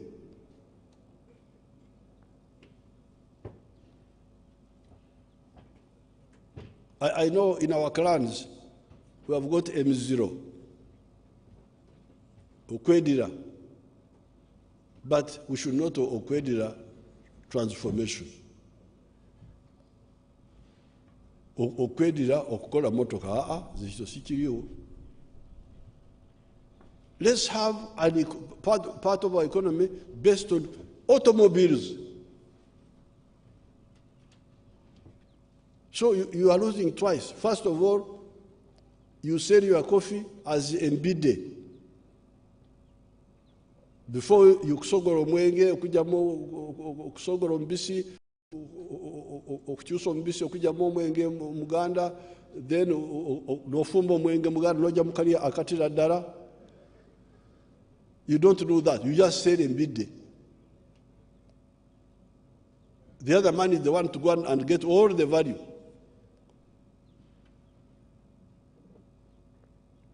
But now add new economies which your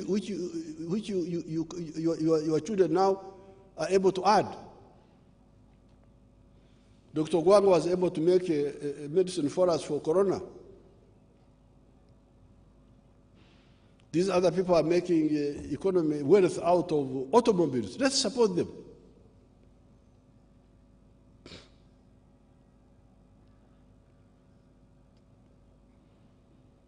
And Tier 4, expand and modernize the services sector. Services sector, health, education, tourism, hospitality, entertainment, sports, etc. Among the services, it is good that our youth are active in music and sports. In music, we have been assisting some groups and individuals to build recording capacity in the country. General Sare has been coordinating with the musical groups. Capital and equipment will be provided to our talented groups. At the local level, in the countryside, artists are one of the 18 myogas. You have seen how our youth have excelled in the sports, marathon, etc., Cheptegei and the group. Since 1986,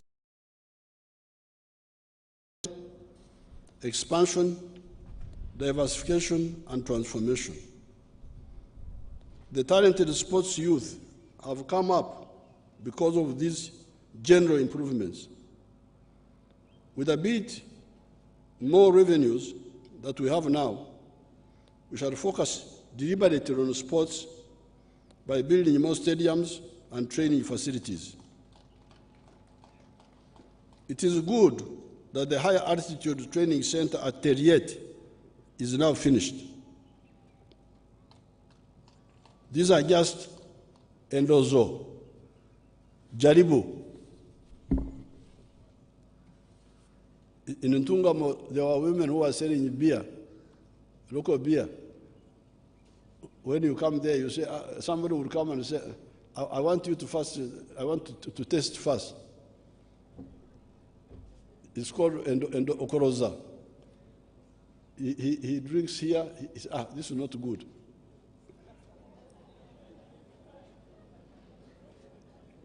Goes on like that. By the time he has finished 6 Okoroza, he is drunk and he doesn't buy.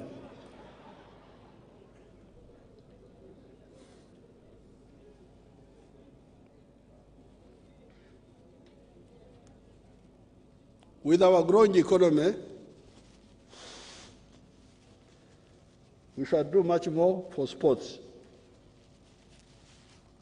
It is good, therefore, that the East African countries together put in a bid for AFCON, the continental football competition of 2027. Apart from Nambole and Nakivubo, we need more world-class stadiums to be built. It does not matter whether they are government or private, as long as they are in Uganda. On the side of the music, the Attorney General and the Minister of Gender needs to resolve the issue of the copyrights. It is not fair not to protect ownership of okuhimba. Okuhimba is the Nyankore word for composing songs. That is how we shall be able to create a big economy by doing the 4 tiers, the ones that I mentioned. We shall be able to create a big economy that is able to accommodate our expanding population. In 1810, the UK had a population of 10 million people. A priest by the name of Alfred Malthus started pushing views that the population in the UK was too big, etc. The UK has now a population of 70 million people that is many times more prosperous than that of Malthus's time. What happened? It was the metamorphosis of the society and the economy into a middle-class, skilled-working society. You cannot have peasants producing younger peasants on increasingly fragmented agricultural plots, and you think that you are not an enemy of your country if, as a leader, you do not see this and combat it. So to sit here as leaders of whatever we call ourselves, like I was watching our leaders in the 1960s, and we were telling them about these things that time. You people, you go abroad, because even in the colonial times, I remember even in 1955, they would take our chiefs. The British would take our chiefs to England for study tour. But when I was in the school system in the mid-60s and I was reading, I had not gone abroad myself, but we were reading. I started asking these people, you go abroad and you see what's happening there. Why don't you tell us when you come back? To copy. You go and see progress, you come here and you maintain backwardness in your own people. You supervise, oversight role over.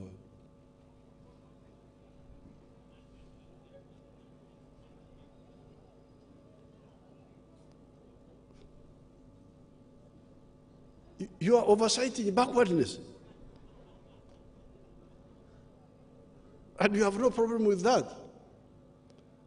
God will not like it. In the cattle corridor, you were there the other day, you the MPs, you were there in the cattle, you saw in Ngoma, people have nice houses. And income, even when the infrastructure is not there. You saw the road from very bad, the road is not good, but the people have income.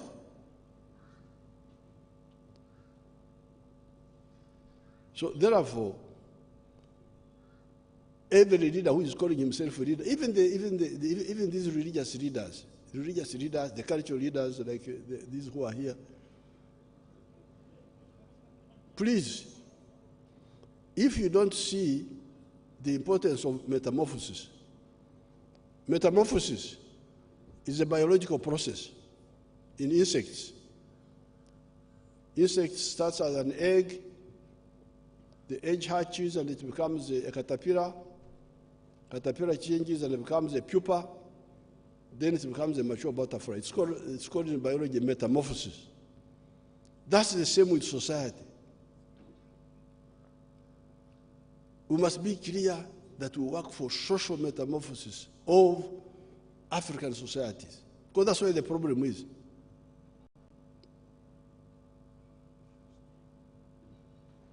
The middle-class women who live in the town here, they don't carry women or children on their back. You don't find tying children in the back there.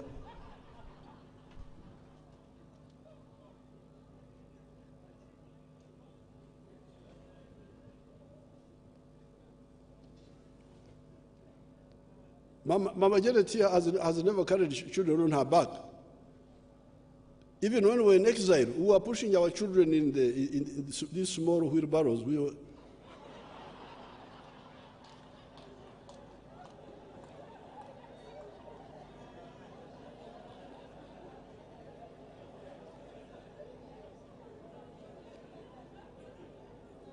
how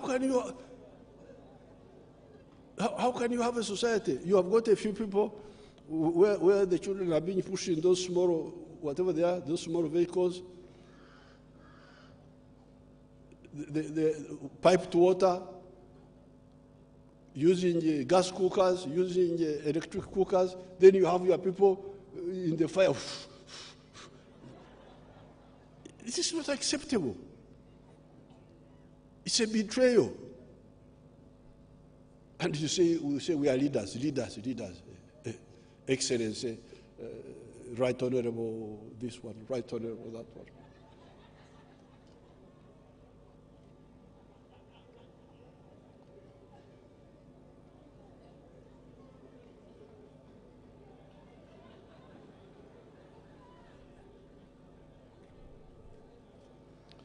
You cannot have peasants producing younger peasants on increasingly fragmented agricultural plots, and you think that you are not an enemy of your country if, as a leader, you do not see this and combat it. We should not be leaders into futurelessness to our people. You can see in Latin America, people are running away. From Latin America, they walk on foot to go to America. And yet Latin America is one of the richest parts of the world in terms of natural resources. But the problem is the leadership.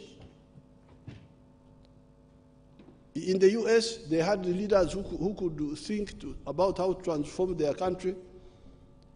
What stimuli in South America? Busy with other things. Africa should not be like that.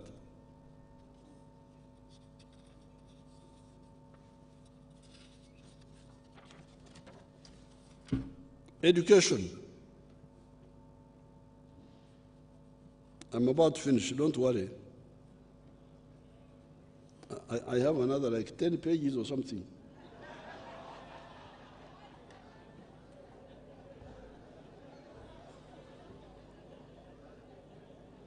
Because you are the ones who invited me.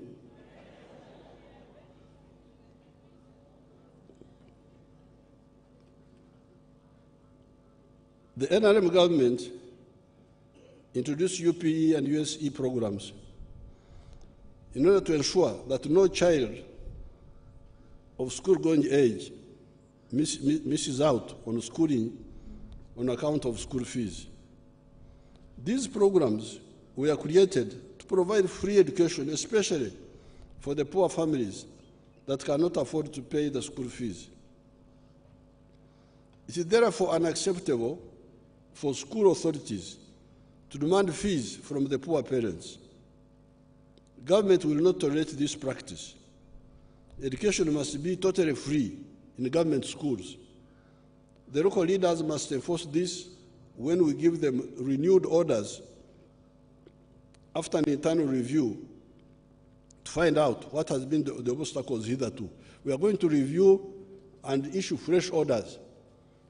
Once these fresh orders are given, please, I don't expect any deviation from what we shall tell you to do.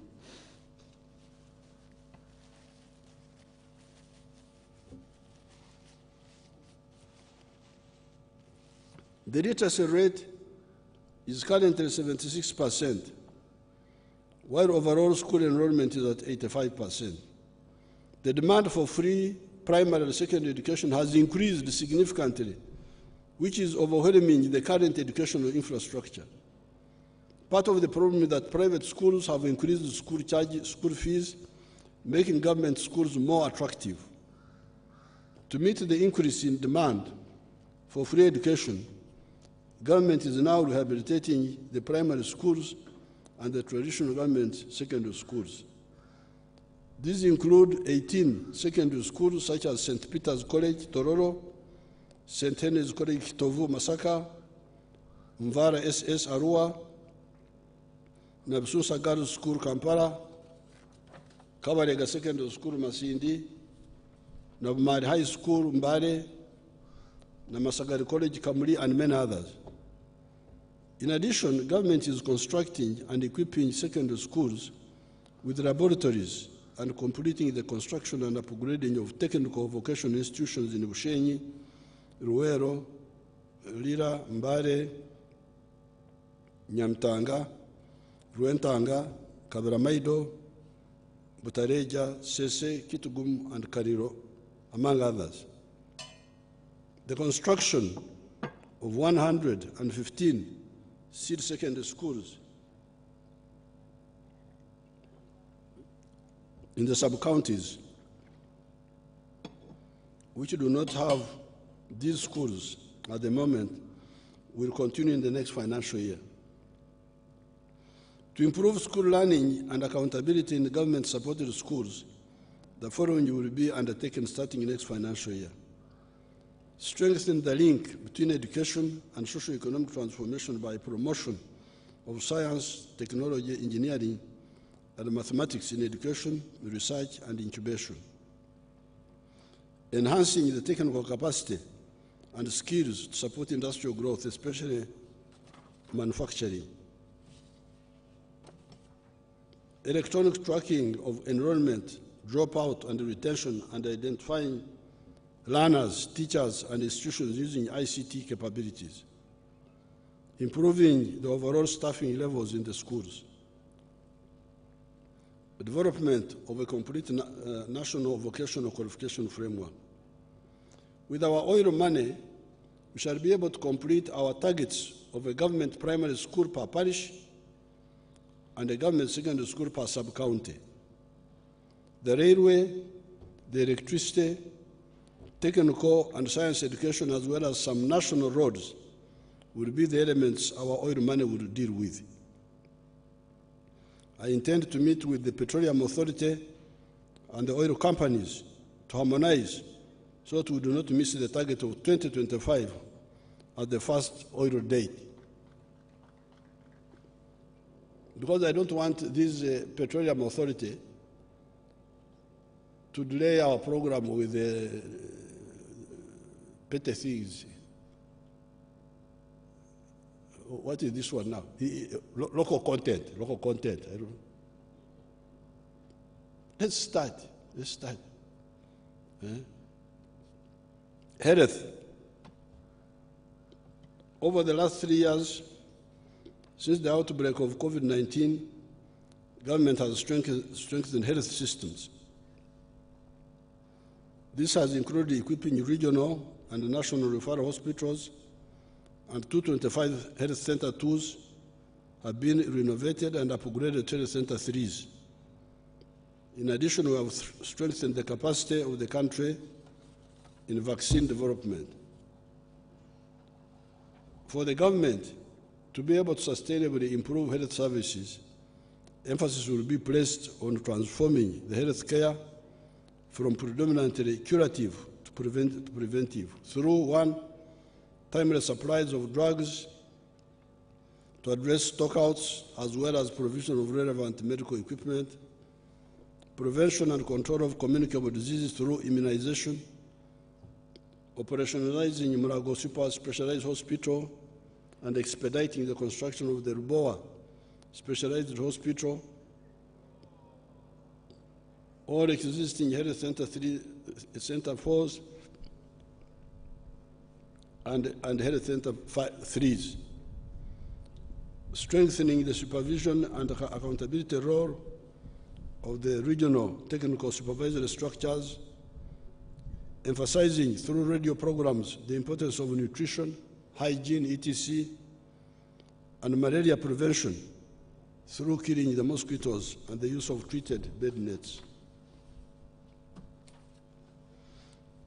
strengthening security and good governance. Uganda's borders remain secure, save for the spillover effects occasioned by activities of negative armed groups in eastern Congo and South Sudan. I wish to assure Ugandans and investors that Uganda is a secure and peaceful country.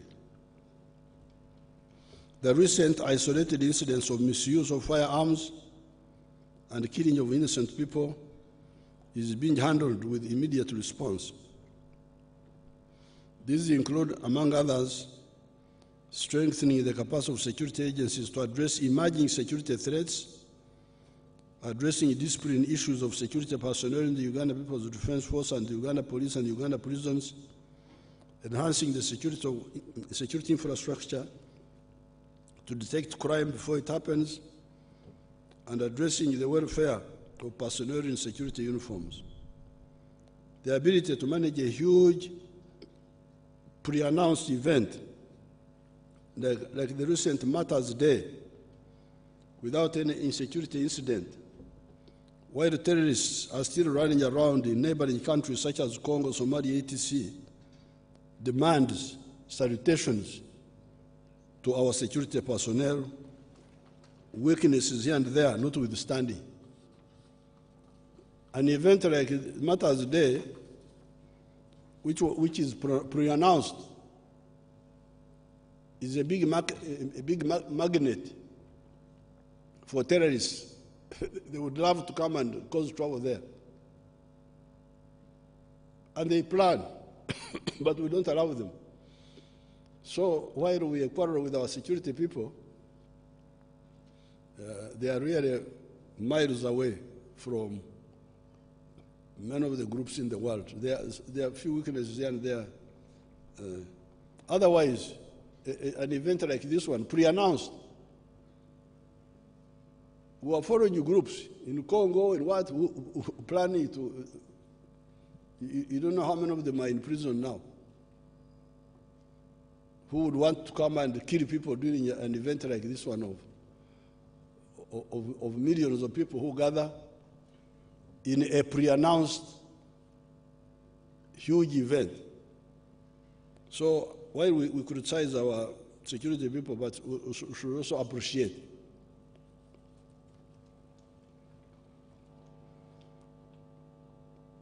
Anti-livestock theft and disarmament operations in Karamoja. The government has enhanced troop levels and combat capabilities in Karamoja to combat cattle theft. Disarmament operations, codenamed Operation Usalama kwa Wote, remains on course. A total of 124 guns with 1,023 rounds of ammunition have been recovered since January 2023. Similarly, an estimated 4,771 stolen livestock were recovered and handed over to their rightful owners. At bilateral level, Uganda and Kenya entered a memorandum of understanding on cooperation in defense and security, which was signed in April 2022.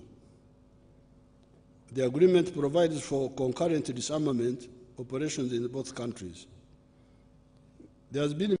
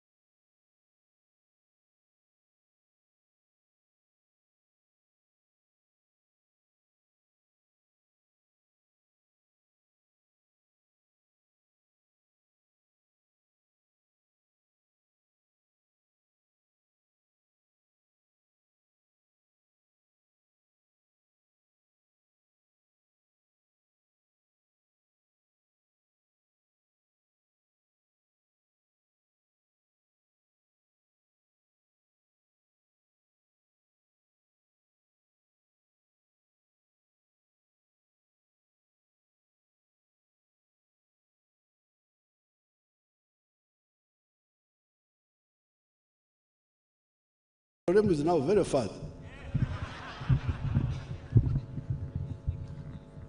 How do they greet in Pokot? Supai. Supai. Sufai? Yes, to the male. Then the female, you say takwenya. Oh, Takwenya? Yes. Takwenya like Sabine? Sebe. Okay, Yeah. now you have heard my message. Please help us. I will do that, Your Excellency, immediately after the budget speech. Thank you. I will go and mobilize them. Thank you.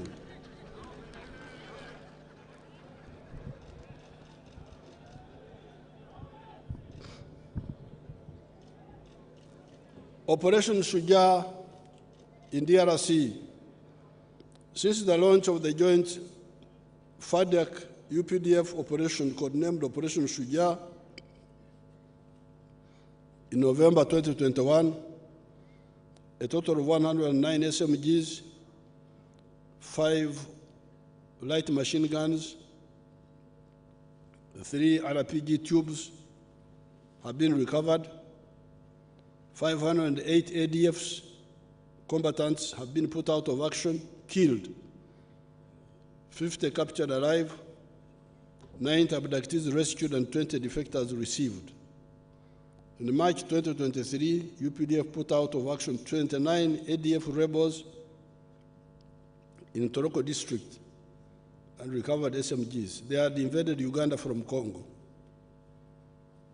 The East African Community Heads of State Conclave, held in April 2022, resolved to establish and deploy the East African Community Regional Force to pacify Eastern Congo.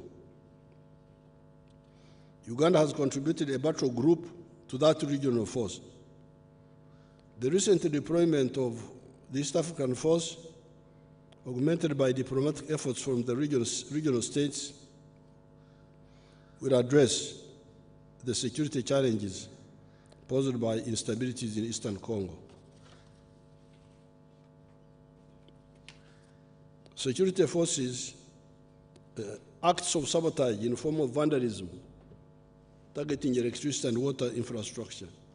Security forces have arrested 15 key suspects in connection with masterminding vandalism of electricity and water infrastructure in central Uganda. Key among them is the so-called Colonel Mwonge, leader of a subversive group called Uganda Defense Forces. The arrests also targeted elements within Umeme and a network of scrap dealers. The operations have since recovered over 300 tons of assorted electricity equipment. This vandalism is done by haters of the NRM-inspired progress in Uganda. They don't want to see progress. They feel very unhappy when they see these electricity wires. They thought Uganda would not come up. So we are going to be very harsh with them. It's good we arrested them. They didn't resist, otherwise they would have gone to somewhere prematurely.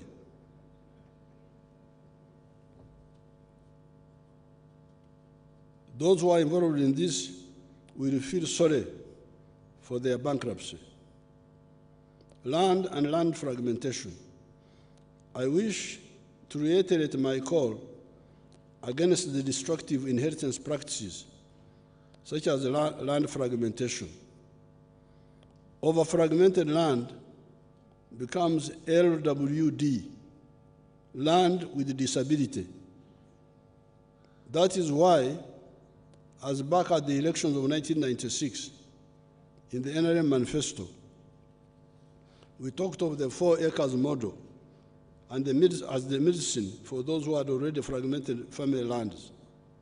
Hence, the recommendation for the 7 activities of coffee, fruits, pasture for grazing, for zero grazing, poultry for eggs, food crops, piggery and fisher farmers for those near the wetlands. All these are products that can give good money, even if they are done on a small scale. That is why we recommend them. There are, however, other products that the country needs but can only be done on a big scale. Which are these? They are cotton, maize, tea, sugarcane, beef, tobacco, etc. In fact, you cannot do the 7 without being assisted by these, e.g. maize for all animal feeds, for poultry, cattle, fish, in addition to humans and industry. The NRM has been recommending to you inheritance by shares, emigabo. You do not divide the property itself, but you divide what comes from the property, and you can aggregate your annual share and acquire your own property. Thereby, the family property is not only preserved, but it can be expanded, and moreover, all the shareholders can get their own separate properties from the original family one. Corruption. As regards fighting corruption and improving accountability of institutions, priority will be given to ensuring transparency, accountability, and anti-corruption measures across government systems by implementation of electronic government in especially procurement, health, education, and taxation.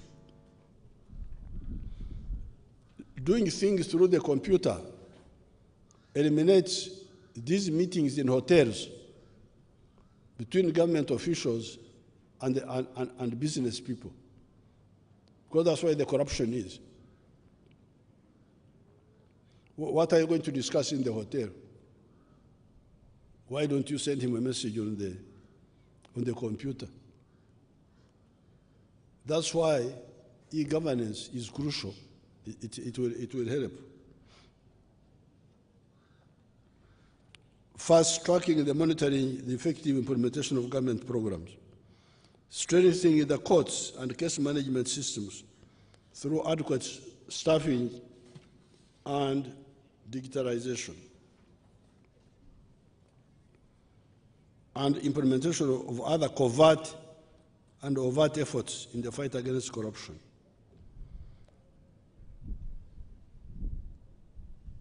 As we get near the conclusion, economic priorities of the government in the next financial year. In the next financial year, 2023-2024, the following key strategic areas will be prioritized. Peace and security of person and property, number 1. Effective implementation of the Parish Development Model and the MIOGA. Acquisition of right-of-way and starting the construction of the standard gauge railway, as well as finalizing the rehabilitation of the meter gauge railway. Number 4, investing in small-scale solar-powered irrigation systems to address climate change and ensure food security and eliminate the erraticness in agricultural production. Number 5, constructing transmission lines and power substations. 6, maintenance of both tarmac and Maram roads. 7, development of industrial parks to ease manufacturing. 8, support to medical schools and science-based research development. 9, expedite the development of the infrastructure for oil and gas production. 10, capitalization of the Uganda Development Bank and the Uganda Development Corporation. 11, support to information, communication, and technology development. Anti-homosexuality law. Before I conclude and talk about the planned legislative agenda for the coming session of Parliament, I cannot avoid commenting on the noise about the anti-homosexuality law that you enacted and I signed recently. My stand on homosexuality has been repeatedly laid out to all and sundry. It starts with a few questions. Why does somebody become a homosexual? Is it on account of genetic, hormonal, or psychological reasons? Discussions with our doctors and the other African doctors who had a conference with African members of parliament from 22 countries unequivocally led us to conclude that homosexuality is as a result of psychological disorientation at some point in one's life, not genetic and not hormonal, as some of us initially thought.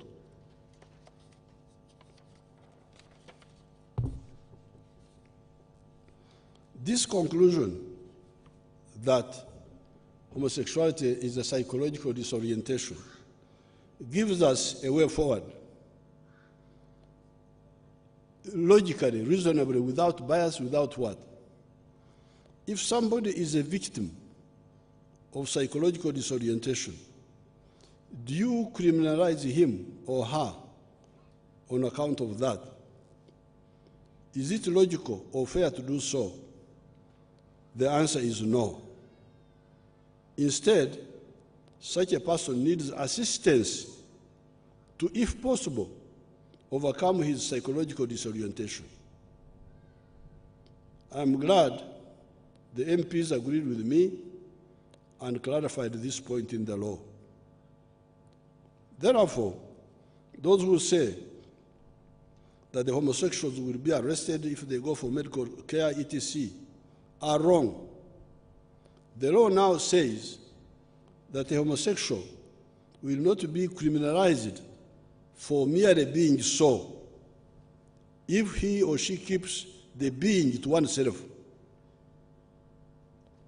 What then does the law fight?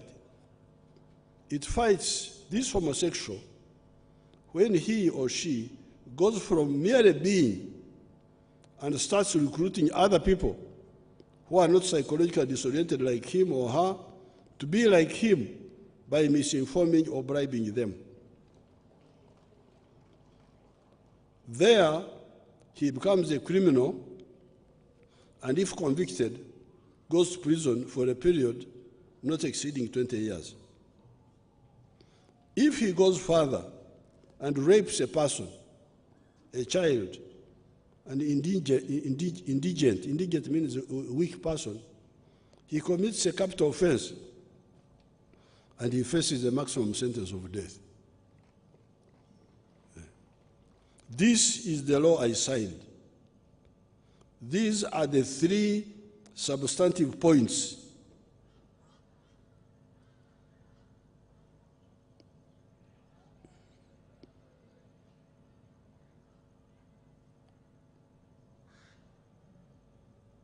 I think there's something missing here. Oh, these are the three substantive points. Being is your personal problem. Merely being a homosexual, that you find you are disoriented, you don't like the ones you should like, you like the ones you shouldn't like. Being is your personal problem. Promoting is criminal and qualifies you for prison. Raping qualifies you for a possible death sentence. So you people, when you are arguing with these people, go for the substance. Don't be diverted to these other. Additionally, in Uganda, sex is confidential, even heterosexual sex. Therefore, if a homosexual keeps his being to himself, or confidentially seeks assistance from the doctors or priests, it will not offend this law. I've told our MPs that if there are still some illogicalities in the law, such as forcing employers to know who is a homosexual in the company, or landlords to know which tenants are homosexuals, we shall work to amend them and keep the substance. We should go for the substance, not these other, because I have heard some people talking about that. But I will call our MPs and we'll talk about it. Therefore, doctors and other health workers, providers, should assist those patients who come to them bearing the 3 substantive points in mind. I will arrange a dedicated broadcast on this issue toward the end of June. I will give a whole broadcast on this issue. Now, finally, you're about to be saved from me. I wish to end this address by thanking Parliament for enacting the following legislation during the last session. Out of the 62 bills presented to Parliament on the last State of the Nation address in June 2022, the following bills were introduced and passed. The Companies Bill 2022, the Insolvency Amendment Bill 2022, the Law Revision Bill 2022, the Museum and Monuments Bill 2022, the Physical Activity and Sports Bill 2022, the Anti-Terrorism Amendment Bill 2022, the Small Arms, they are all here. The following 5 were introduced by government in addition to the 62. I think the Speaker had also spoken about those. Now, there are these bills which are ready for second reading: the Employment Bill, the Competition Bill, the Public Service Pension Fund Bill. The following reports, as highlighted in the State of the Nation Legislative Agenda of June 2022, were processed and adopted. They are also listed here. Madam Speaker, it is now my pleasure to declare the 3rd session of the 11th Parliament open.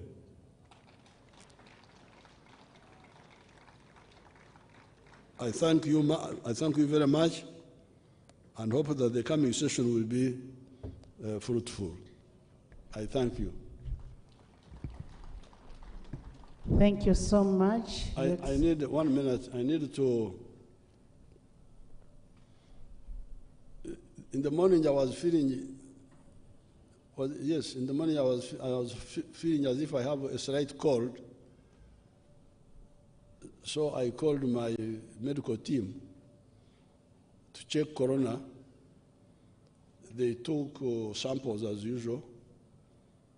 There is what they call a rapid one. That one was negative. Then there are 2 which go for deep analysis. One was negative, the other one was positive. So I'm a suspect of corona as I'm standing here.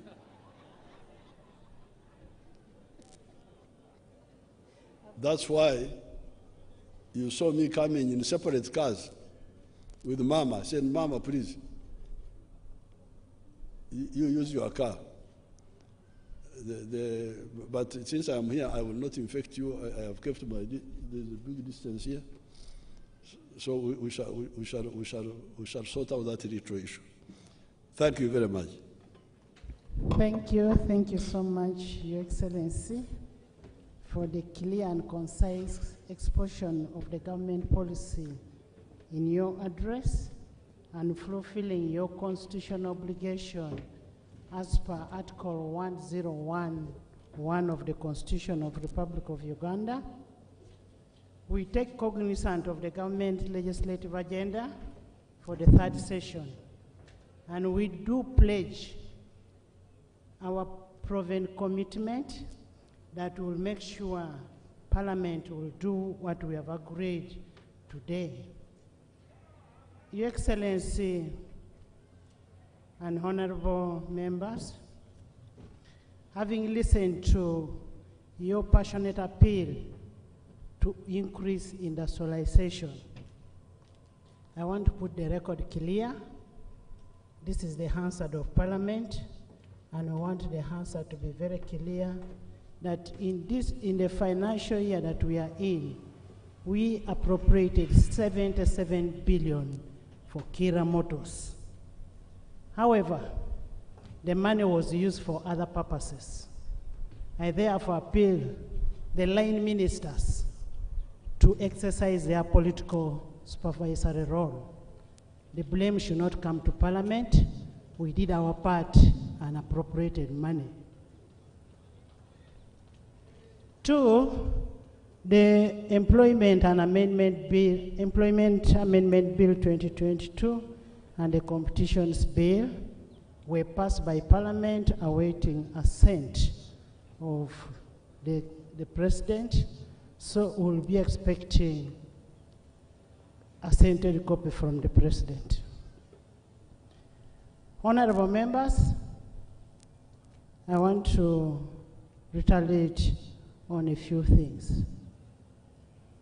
In the 3rd session of 11th Parliament, we shall reactivate and intensify the monitoring and reporting of attendance of the House sittings by both the members of Parliament and the ministers.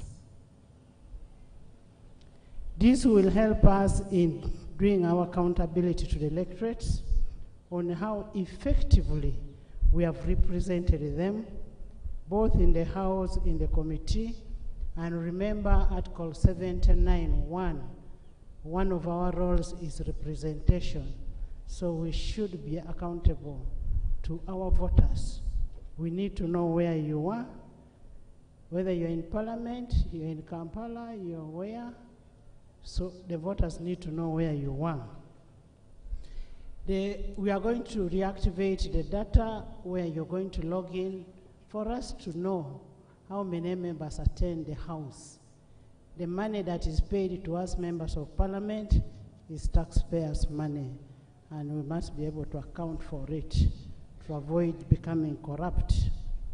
Honorable members, His Excellency the President will be back here on 15th June 2022 to deliver the budget speech.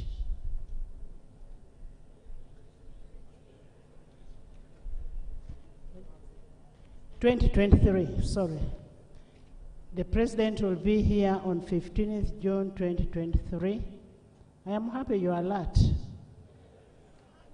The President will be here on 15th June 2023 to deliver the budget speech. We therefore urge you to be here to know what goes to your electorates, to know how much you've appropriated to your people, and work for this country. And once more, Your Excellency, we want to thank you, even with the condition that you're in, for creating time to come and deliver the State of National Address. And we want to thank Mama for accompanying you. On a special note, we want to thank all the invited guests, all the dignitaries that are here, and I want to thank the members of Parliament. And I say all this for God and my country, and God bless you all.